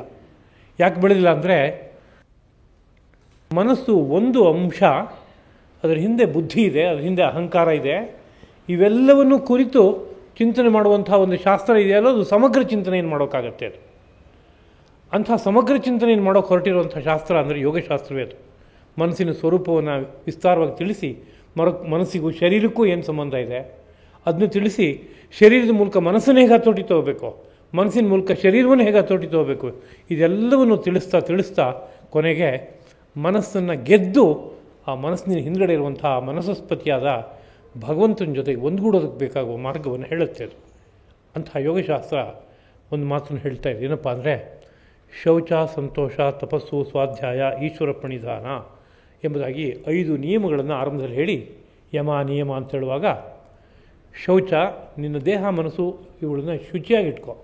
ಸಂತೋಷ, ನಿಂಗೆ ಯಾವ್ಯಾವ ರೀತಿಯಾದಂಥ ಸೌಲಭ್ಯ ಈ ಜೀವನದಲ್ಲಿ ತಾನಾಗಿ ಒದಗಿ ಬಂದಿದೆಯೋ ಅಲ್ಪ ಪ್ರಯತ್ನದಿಂದ ಅಥವಾ ಅಪ್ರಯತ್ನವಾಗಿ, ಪ್ರಯತ್ನವೇ ಇಲ್ಲದೆ ಸಹಜವಾಗಿ ಏನು ಬಂದಿದೆಯೋ ಸುಖ ಸಾಮಗ್ರಿಗಳು, ಅದರಿಂದ ಸಂತೋಷವಾಗಿರೋದನ್ನ ಅಭ್ಯಾಸ ಮಾಡು. ಸಂತೃಪ್ತಿಯಿಂದ ಬದುಕುವಂಥ ಅಭ್ಯಾಸ. ಪಾಲಿಗೆ ಬಂದಿದ್ದು ಪಂಚಾಮೃತ ಅನ್ನೋ ಮನಸ್ಸಿನಿಂದ ಭಾವಿಸ್ಕೋ. ಸಂತೋಷ. ತಪಸ್ಸು, ಶರೀರ ಮನಸ್ಸುಗಳಲ್ಲಿ ಏನಾದರೂ ಪಾಪದೋಷಗಳಿದ್ದರೆ ಅದನ್ನು ತೊಳ್ಕೊಳ್ಳೋದಕ್ಕೋಸ್ಕರವಾಗಿ ಕೆಲವು ನಿಯಮಗಳನ್ನು ಅನುಸರಿಸ್ತಾ ಹೋಗೋದು ತಪಸ್ಸು. ಸ್ವಾಧ್ಯಾಯ, ನೀನು ನಿನ್ನೊಳಗಡೆ ಇರುವ ಬೆಳಕಿನ ಕಡೆಗೆ ಯಾತ್ರೆ ಮಾಡಬೇಕಾದ್ರೆ ಏನು ಅಧ್ಯಯನ ಮಾಡಿದ್ರೆ ಅನುಕೂಲ ಆಗುತ್ತೆ ಅದನ್ನ ಅಧ್ಯಯನ ಮಾಡು, ಅದು ಸ್ವಾಧ್ಯಾಯ. ಸ್ವ ಅನ್ನೋ ಪದಾರ್ಥವನ್ನು ಕುರಿತು ಅಧ್ಯಯನ ಮಾಡೋದು ಸ್ವಾಧ್ಯಾಯ. ಈಶ್ವರ ಪ್ರಣಿಧಾನ, ನೀನು ಮಾಡುವ ಎಲ್ಲ ಕರ್ಮಗಳು ಭಗವದರ್ಪಿತ ಆಗಬೇಕು, ಹಾಗೆ ಆ ಕರ್ಮವನ್ನು ಮಾಡು ಮತ್ತು ಹಾಗೆ ಭಾವನೆ ಮಾಡು. ಹೀಗೆ ಒಂದು ನಿಯಮಗಳನ್ನು 5 ಹೇಳಿ ಅನಂತರದಲ್ಲಿ ವಿತರ್ಕ ಬಾಧನೆ ಪ್ರತಿಪಕ್ಷ ಭಾವನಂ. ಯಾರು ಏನೇ ಉಪದೇಶ ಮಾಡಿದ್ರು ಕೆಲವು ಸರಿ ಉಪದೇಶ ಎಲ್ಲ ಪಕ್ಕದಲ್ಲಿ ಒಂದು ಮೂಲೆಯಲ್ಲಿ ಇರುತ್ತೆ ಮನಸ್ಸಿನಲ್ಲಿ. ಆಯಾ ಸಮಯ ಬಂದಾಗ ನಮ್ಮ ಹಳೆ ಸಂಸ್ಕಾರಗಳೇನಿದೆ ಅದಷ್ಟು ಬಂದು ಕೆಲಸ ಮಾಡೋಕ್ಕೆ ಶುರುವಾಗ್ಬಿಡುತ್ತೆ. ಹೌದು ಅಲ್ವೋ? ಗಮನಿಸಿ ನೋಡಿ, ಎಷ್ಟೇ ಅನಾರೋಗ್ಯ ಆಗಿದೆ ಅಂತಂದರು, ವೈದ್ಯನೇ ಆಗಿದ್ದಾನೆ ಅವನು. ಹಾಗಿದ್ದರೂ ಸಹ ಯಾವುದೋ ಸಮಯದಲ್ಲಿ ನಾಲ್ಗೆ ಚಾಪಲ್ಯ ಬಂತು ಅಂದರೆ ತನ್ನ ತಿಳುವಳಿಕೆ ಎಲ್ಲ ಪಕ್ಕಕ್ಕಿಟ್ಟು ಯಾವುದನ್ನು ತಿನ್ನಬಾರ್ದು ಅದನ್ನು ತಿನ್ಕೊಂಡು ಕೂತ್ಕೋತಾನೆ, ಸಮಸ್ಯೆ ಅನುಭವಿಸ್ತಾನೆ. ಅದರಿಂದ ಶೌಚ, ಸಂತೋಷ, ತಪಸ್ಸು, ಸ್ವಾಧ್ಯಾಯ, ಈಶ್ವರ ಪ್ರಣಿಧಾನ ಇದೆಲ್ಲ ಬಹಳ ಉತ್ಕೃಷ್ಟವಾದಂತಹ ಅಭ್ಯಾಸಗಳೇನೆ. ಆದರೆ ನನಗೆ ಈಗ ಅದು ಮಾಡೋಕ್ಕೆ ಆಗಲ್ಲ, ಅದು ಮಾಡದೇ ಇದ್ದರೆ ನಂಗೆ ಸುಖ ಅಂತ ಅನಿಸುತ್ತೆ ಅಂತ ನನ್ನ ಬುದ್ಧಿಗೆ ಏನಾದ್ರು ಹುಟ್ಕೊಂಡ್ರೆ ಆಗ ಏನು ಮಾಡಬೇಕು ಅಂತ ಕೇಳಿದಾಗ ಪತಂಜಲಿಗಳು ಆ ಸಂದರ್ಭಕ್ಕೆ ಒಂದು ಇದನ್ನು ಕೊಡ್ತಾರೆ, ಪರಿಹಾರವನ್ನು ಹೇಳ್ತಾ ಇದ್ದಾರೆ. ಏನಪ್ಪ ಅಂದರೆ, ಈ ಹಿಂಸೆ ಮೊದಲಾದವುಗಳು ಅಥವಾ ಶೌಚ, ಸಂತೋಷ ಮೊದಲಾದವುಗಳು ಇಲ್ಲದೆ ಹೋದಾಗ ಏನೇನಾಗುತ್ತೆ ಅನ್ನೋ ಬಗ್ಗೆ ಒಂದು 10 ನಿಮಿಷ ಕೂತ್ಕೊಂಡು ಆಲೋಚನೆ ಮಾಡು.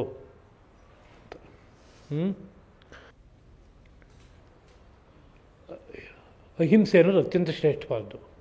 ಅಹಿಂಸಾ ವ್ರತವನ್ನು ಇಟ್ಕೋ, ಇದು ಆದೇಶ. ನನಗೆ ಸಮಯ ಬಂದಾಗ ಹಿಂಸೆ ಮಾಡೋ ಪ್ರವೃತ್ತಿ ಬಂದುಬಿಟ್ಟಿದೆ, ಹಿಂಸೆ ಮಾಡೋದೇ ನನ್ನ ಅಭ್ಯಾಸ, ಬಿಡೋಕ್ಕೆ ಆಗಲ್ಲ. ಅಂದರೆ ಹಿಂಸೆ ಮಾಡಿದರೆ ಏನೇನಾಗುತ್ತೆ ಮುಂದಕ್ಕೆ ಪರಿಣಾಮ ಒಂದು ಸ್ವಲ್ಪ ಸಮಾಧಾನವಾಗಿ ತಿಳಿದವರಿಂದ ಕೇಳಿ ಆಲೋಚನೆ ಮಾಡ್ಕೊ. ಹಿಂಸೆ ಇನ್ನೊಬ್ಬರಿಗೆ ಮಾಡಿದ್ರೆ ಅವರು ಶತ್ರುಗಳಾಗ್ತಾರೆ ಹೊರಗಡೆಯಿಂದ. ಎಷ್ಟೋ ಸಂದರ್ಭದಲ್ಲಿ ಮನೆಯಲ್ಲಿ ಮಕ್ಕಳನ್ನು ದೊಡ್ಡವರು ಹೇಗೇಗೋ ಒಂದು ರೀತಿಯಲ್ಲಿ ಟ್ರೀಟ್ ಮಾಡಿ ನೋಡಿಕೊಂಡು ಒಂದು ಸ್ವಲ್ಪ ಕಾಲ ಕಳೆದ ಮೇಲೆ ಮಕ್ಕಳು ತಂದೆ ತಾಯಿಗಳಿಗೆ ವಿರೋಧಿಗಳಾಗಿ ನಿಂತ್ಕೊಂಡ್ಬಿಡ್ತಾರೆ, ಶತ್ರುಗಳಾಗಿ. ಯಾಕೆಂದರೆ ನಮ್ಮಪ್ಪ ಅಥವಾ ಅಮ್ಮ ಹೀಗೆ ಮಾಡ್ತಾಯಿದ್ರು ಬಾಲ್ಯದಲ್ಲಿ ಅಂತ ಇಟ್ಕೊಂಡು. ಇದು ಹೊರಗಡೆಯಿಂದ ಆಗುವಂಥದ್ದು ಒಂದು ಪರಿಣಾಮ ಹಿಂಸೆ ಮಾಡೋ ಸನ್ನಿವೇಶಗಳಲ್ಲಿ. ಅಷ್ಟೇ ನಾನು ಕೇಳಿದ್ರೆ ಅಷ್ಟೇ ಅಲ್ಲ, ನಾವು ಯಾರಿಗಾರೋ ಒಬ್ರಿಗೆ ಹಿಂಸೆ ಕೊಡ್ತೀವಿ ಅಂತಂದರೆ ನಮ್ಮ ಭಾರತದ ಪ್ರಾಚೀನವಾದಂಥ ಮಹರ್ಷಿಗಳ ಚಿಂತನೆ ಏನಿದೆ ಅದರ ಪ್ರಕಾರ ಆಲೋಚನೆ ಮಾಡಿದ್ರೆ ಆ ಹಿಂಸೆಗೆ ಪ್ರತಿಯಾಗಿ ನನಗೂ ಒಂದು ದಿವಸ ಹಿಂಸೆ ಬರುತ್ತೆ, ನಾನು ಅದನ್ನು ಅನುಭವಿಸಲೇಬೇಕು. ಈ ಪ್ರಪಂಚದಲ್ಲಿ ಯಾವುದೇ ಜೀವಕೋಟಿಗೆ ಏನೇ ತೊಂದರೆ ಮಾಡಿದ್ರೆ ಅದೇ ತರಹದ ಒಂದು ತೊಂದರೆ ನಾನು ಅನುಭವಿಸಲೇಬೇಕಾಗುತ್ತೆ, ತಪ್ಪಿಸೋಕೆ ಆಗಲ್ಲ, ಇದು ಕರ್ಮ. ಈ ಜನ್ಮದಲ್ಲಿ ಆಗದೆ ಇರ್ಬೋದು, ಮುಂದಿನ ಜನ್ಮಕ್ಕೆ ಬಂದೇ ಬರುತ್ತೆ. ಆ ಮುಂದಿನ ಜನ್ಮಕ್ಕೆ ಆಗದೆ ಅವರು ಅದ್ರ ಮುಂದಿನ ಜನ್ಮಕ್ಕೆ ಬರುತ್ತೆ. ಯಾವುದೇ ಕರ್ಮ ಕಳ್ಚ್ಕೊಳ್ಳೋಕ್ಕೆ ಬರೋಲ್ಲ, ಅದರ ಫಲವನ್ನು ಅನುಭವಿಸಲೇಬೇಕೋ, ಅದನ್ನ ನಾನು ಹಿಂಸೆಯನ್ನು ಅನುಭವಿಸಲೇಬೇಕಾಗುತ್ತೆ ಅಂತ. ಆ ಹಿಂಸೆ ಅನುಭವಿಸೋ ಸಂದರ್ಭದಲ್ಲಿ ಸುಮ್ಮನೆ ಹಿಂಸೆ ಅನುಭವಿಸ್ತಾನಾ? ಎಷ್ಟೋ ಸಂದರ್ಭದಲ್ಲಿ ಹಿಂಸೆ ಅನುಭವಿಸೋ ಸಂದರ್ಭದಲ್ಲಿ ಕೋಪ ತಾಪಗಳು ಜಾಸ್ತಿಯಾಗಿ, ವೇಗ ಜಾಸ್ತಿಯಾಗಿ ಇನ್ಯಾವುದೋ ಮಾಡಬಾರ್ದಷ್ಟು ಕೆಲಸ ಮಾಡ್ತಾನೆ. ಅಲ್ಲಿ ಪುನಃ ಮತ್ತು ಇನ್ನಷ್ಟು ಹಿಂಸೆ ಆಗುತ್ತೆ ಯಾವುದಕ್ಕೂ. ಆ ಹಿಂಸೆಯ ಫಲವನ್ನು ಇನ್ನೊಂದು ಜನ್ಮದಲ್ಲಿ ಅನುಭವಿಸುವಂತೆ ಆಗುತ್ತೆ. ಹೀಗಾಗ್ತಾ ಹೋಗೋದ್ರಿಂದ ಎಷ್ಟು ಅನರ್ಥಗಳಾಗುತ್ತೆ ಅಂತ ಸಮಾಧಾನವಾಗಿ ಆಲೋಚನೆ ಮಾಡ್ತಾ ಹೋಗು. ಆಗ ನಿನ್ನ ವೇಗ ಕಡಿಮೆ ಆಗುತ್ತೆ ಸ್ವಲ್ಪ ಅಂತ.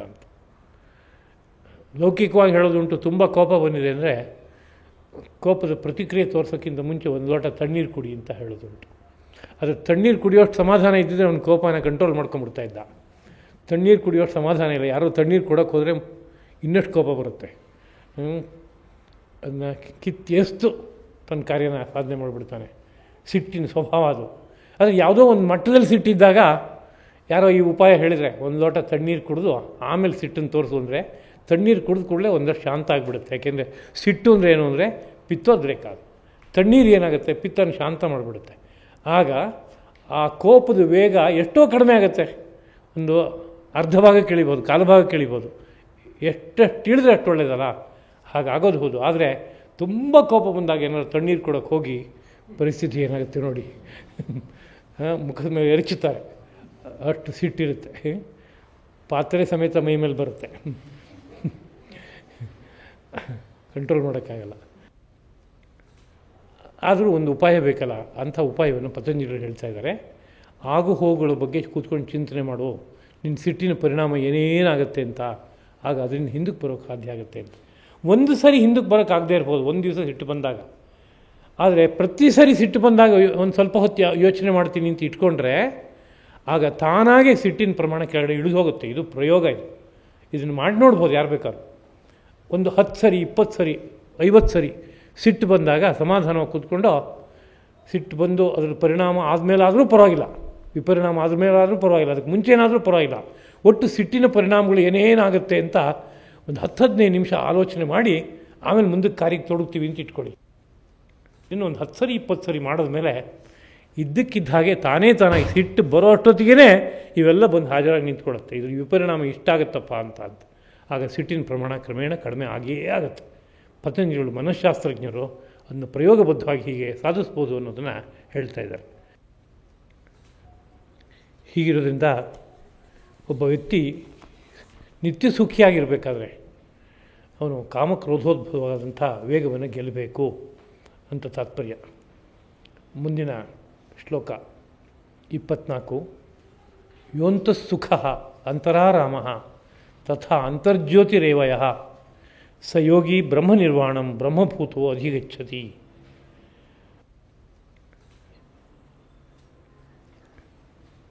ಮೋಕ್ಷವನ್ನು ಯಾರು ಹೊಂದ್ತಾನೆ? ಬ್ರಹ್ಮನಿರ್ವಾಣವನ್ನು ಅಂದರೆ ಬ್ರಹ್ಮದಲ್ಲಿ, ಪರಾತ್ಪರ ತತ್ವದಲ್ಲಿ, ಪರಂಜ್ಯೋತಿಯಲ್ಲಿ ಒಂದುಗೂಡಿ ಆನಂದಿಸುವ ಕಾರ್ಯವನ್ನು ಯಾರು ಪಡೆಯೋಕ್ಕಾಗುತ್ತೆ ಅಂತ ಕೇಳಿದ್ರೆ, ಯಾವನೋ ಅಂತಃಸುಖ, ಒಳಗಡೆಯೇ ಸುಖ ಇದೆ ಅಂತ ಯಾರಿಗೆ ಅನುಭವಕ್ಕೆ ಬಂದ್ಬಿಡುತ್ತೋ, ಕಣ್ಣು ಮುಚ್ಚಿ ಕೂತರು ಸಾಕು ನನಗೆ ಸುಖದ ದೊಡ್ಡ ಪ್ರವಾಹ ಹರಿಯುತ್ತೆ ಅಂತ ಯಾರಿಗೆ ಅನಿಸ್ಬಿಡುತ್ತೋ, ಅಂತರಾರಾಮ, ಒಳಗಿರೋ ಸುಖದಲ್ಲಿ ಅವನು ರಮಿಸೋದಕ್ಕೆ ಯಾರಿಗೆ ಆಗುತ್ತೋ ಅಂಥವನು ಅಂತ. ರಮಿಸೋದು ಅಂದರೆ ಅದು ಎಷ್ಟು ಚೆನ್ನಾಗಿದೆ ಅಂತ ಮತ್ತೆ ಮತ್ತೆ ಸವಿದು ಆ ಸುಖನ ಅನುಭವಿಸ್ತಾ ಇದ್ದರೆ ಅದಕ್ಕೆ ಒಳಗಡೆನೇ ರಮಿಸೋದು, ಕ್ರೀಡಿಸೋದು ಅಂತ ಅರ್ಥ ಅದಕ್ಕೆ. ಹಾಗೆಯೇ ತಥಾ ಮತ್ತು ಅಂತರ್ಜ್ಯೋತಿ, ತನ್ನೊಳಗಡೆಗೆ ಒಂದು ಬೆಳಕು ಕಾಣಿಸ್ತಾ ಇದೆ ಅನ್ನೋ ಪರಿಸ್ಥಿತಿ ಆಗೋದ್ರೆ, ತುಂಬ ಅದ್ಭುತವಾದ ಬೆಳಕು, ಅಪಾರವಾದ ತಂಪಾಗಿರುವಂಥ ಬೆಳಕು, ಅದು ಎಷ್ಟು ಆಕರ್ಷಕವಾಗಿದೆ ಅಂದರೆ ಒಮ್ಮೆ ನೋಡಿದ್ರೆ ನಾನು ಅಲ್ಲಿಂದ ಕಣ್ಣು ಹಿಂದಕ್ಕೆ ತೊಗೊಳಕ್ಕೆ ಆಗಲ್ಲ, ನನಗೆ ನನ್ನ ಮನಸ್ಸನ್ನು ಹಿಂದಕ್ಕೆ ತೊಗೊಳಕ್ಕೆ ಆಗಲ್ಲ, ಅಷ್ಟು ಅದ್ಭುತವಾದಂಥ ಬೆಳಕು, ಅದು ನೋಡ್ತಾ ಇದ್ದೀನಿ ಅಂತ ಆದರೆ ಸ ಯೋಗಿ, ಅಂಥ ಯೋಗಿಯು ಬ್ರಹ್ಮಭೂತ, ಅವನ ಒಳಗಡೆ ಏನು ಬ್ರಹ್ಮವನ್ನು ನೋಡ್ತಾ ಇದ್ದಾನೋ ಅದೇ ತಾನೂ ಆಗಿಬಿಡ್ತಾನೆ. ಅಂದರೆ ತಾನು ಬೇರೆ ಆಗಲ್ಲ, ಅದು ಬೇರೆ ಆಗಲ್ಲ, ಅದ್ರ ಜೊತೆಗೆ ಒಂದುಗೂಡ್ಬಿಡ್ತಾನೆ. ಆಗ ಬ್ರಹ್ಮ ನಿರ್ವಾಣಂ ಅಧಿಗಚ್ಚತಿ, ಬ್ರಹ್ಮದಲ್ಲಿ ಸಂಪೂರ್ಣವಾಗಿ ಒಂದುಗೂಡ್ಬಿಡ್ತಾನೆ ಅಂತ.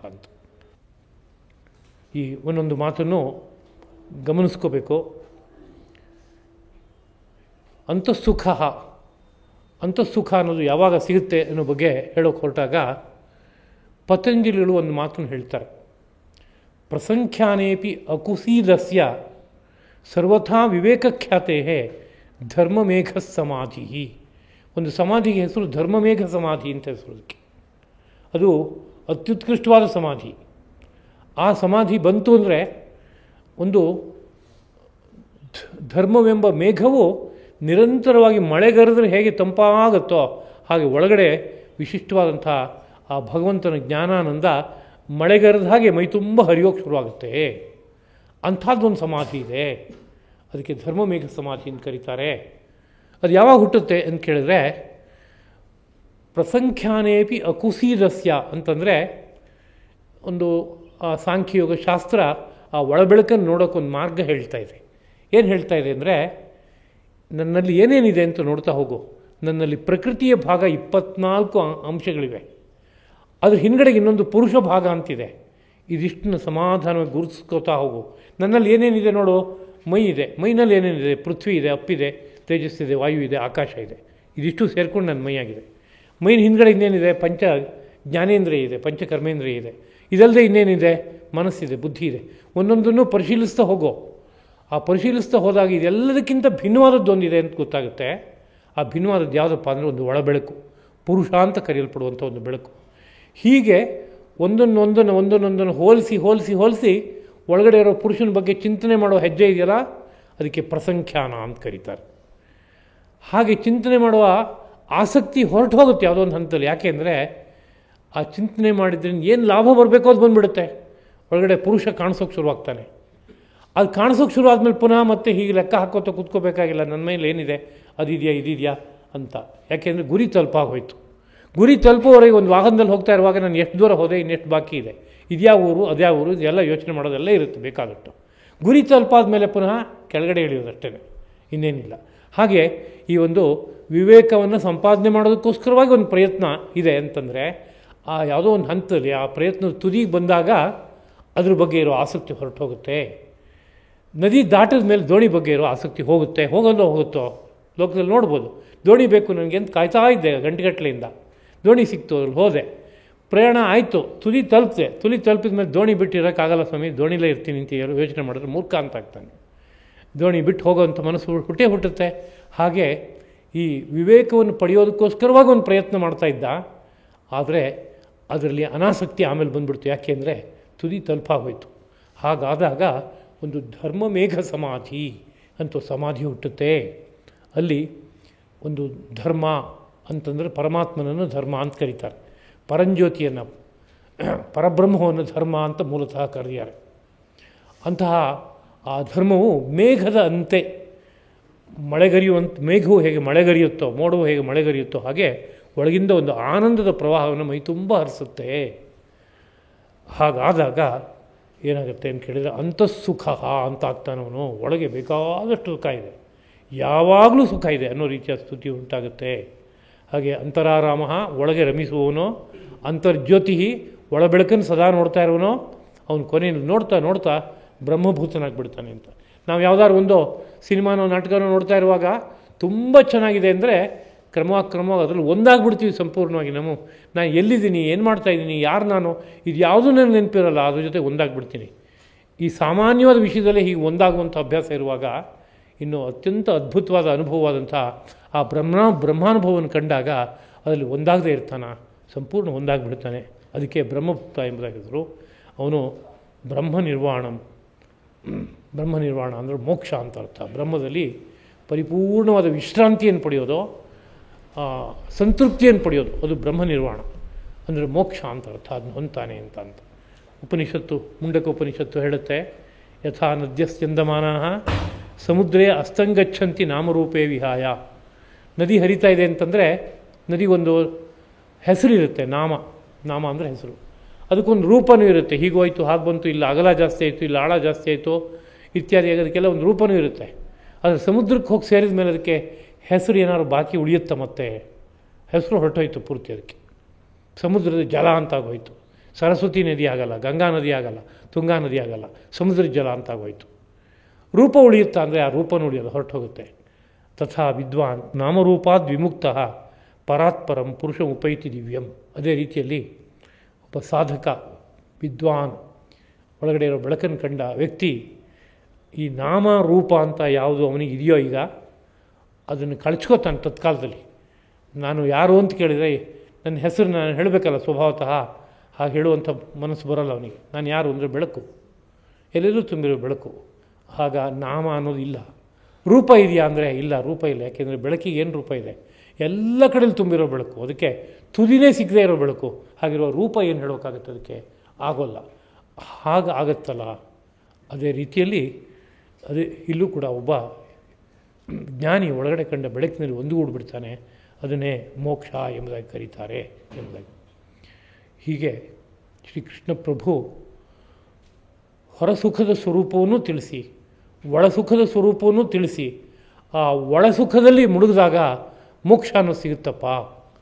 ಅದಕ್ಕೆ ಮಾಡಬೇಕಾಗಿರೋ ಕೆಲಸ ಕಾಮಕ್ರೋಧಗಳನ್ನು ಗೆಲ್ಲಿ ಹತೋಟಿಲಿ ಇಟ್ಕೊಳ್ಳಿ ಎಂಬುದಾದಂಥ ಒಂದು ಸಂದೇಶವನ್ನು ಅರ್ಜುನ ನಿಮಿತ್ತ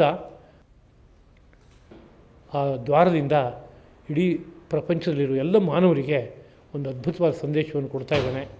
ಇದನ್ನು ನಮ್ಮ ಜೀವನಗಳಲ್ಲಿ ನಾವು ಹೇಗಾದರೂ ಮಾಡಿ ಅನ್ವಯಿಸ್ಕೊಳ್ಳೋದಕ್ಕೆ, ಅಪ್ಲೈ ಮಾಡ್ಕೊಳ್ಳೋಕ್ಕೆ ಪ್ರಯತ್ನ ಪಡಬೇಕು ಎಂಬುದನ್ನು ನೆನಪಿಸ್ಕೋತಾ ಈ 4 ಮಾತುಗಳನ್ನು ಶ್ರೀಕೃಷ್ಣ ಪ್ರಭುವಿನ ಪದಪದ್ಮಗಳಲ್ಲಿ ಅರ್ಪಿಸ್ತಾ ಇದ್ದೀನಿ. ಕಾಯೇನ ವಾಚಾ ಮನಸಾ ಇಂದ್ರಿಯೈರ್ವಾ ಬುದ್ಧ್ಯಾ ಆತ್ಮನಾ ವಾ ಪ್ರಕೃತೆ ಸ್ವಭಾವಾತ್ ಕರೋಮಿ ಯದ್ಯತ್ ಸಕಲಂ ಪರಸ್ಮೈ ನಾರಾಯಣಾಯೇತಿ ಸಮರ್ಪಯಾಮಿ. ಶ್ರೀಕೃಷ್ಣ ಅರ್ಪಣಮಸ್ತು.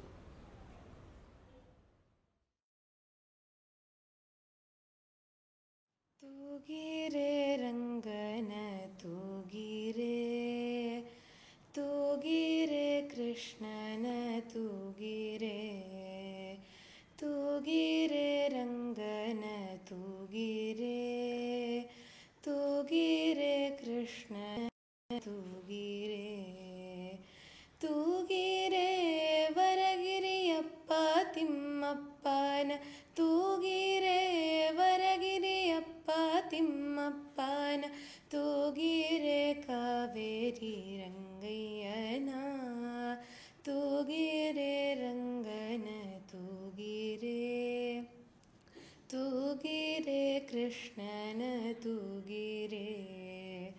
ನಾಗಲೋಕದಲ್ಲಿ ನಾರಾಯಣ ಮಲಗ್ಯಾನೆ, ನಾಗ ಕನ್ನಿಕೆಯರು ತೂಗಿರೆ. ನಾಗಲೋಕದಲ್ಲಿ ನಾರಾಯಣ ಮಲಗ್ಯಾನೆ, ನಾಗ ಕನ್ನಿಕೆಯರು ತೂಗಿರೆ. ನಾಗವೇಣಿಯರು ನೇಣ ಪಿಡಿದುಕೊಂಡು, ನಾಗವೇಣಿಯರು ನೇಣ ಪಿಡಿದುಕೊಂಡು ಬೇಗಾನೆ ತೊಟ್ಟಿಲ ತೂಗಿರೆ. ತೂಗಿರೆ ರಂಗನ ತೂಗಿರೆ. ತೂಗಿರೆ ಕೃಷ್ಣನ ತೂಗಿರೆ. ಆಲದೆಲೆಯ ಮ್ಯಾಲೆ ಶ್ರೀಲೋಲ ಮಲಗ್ಯಾನೆ, ನೀಲ ಕುಂತಳೆಯರು ತೂಗಿರೆ.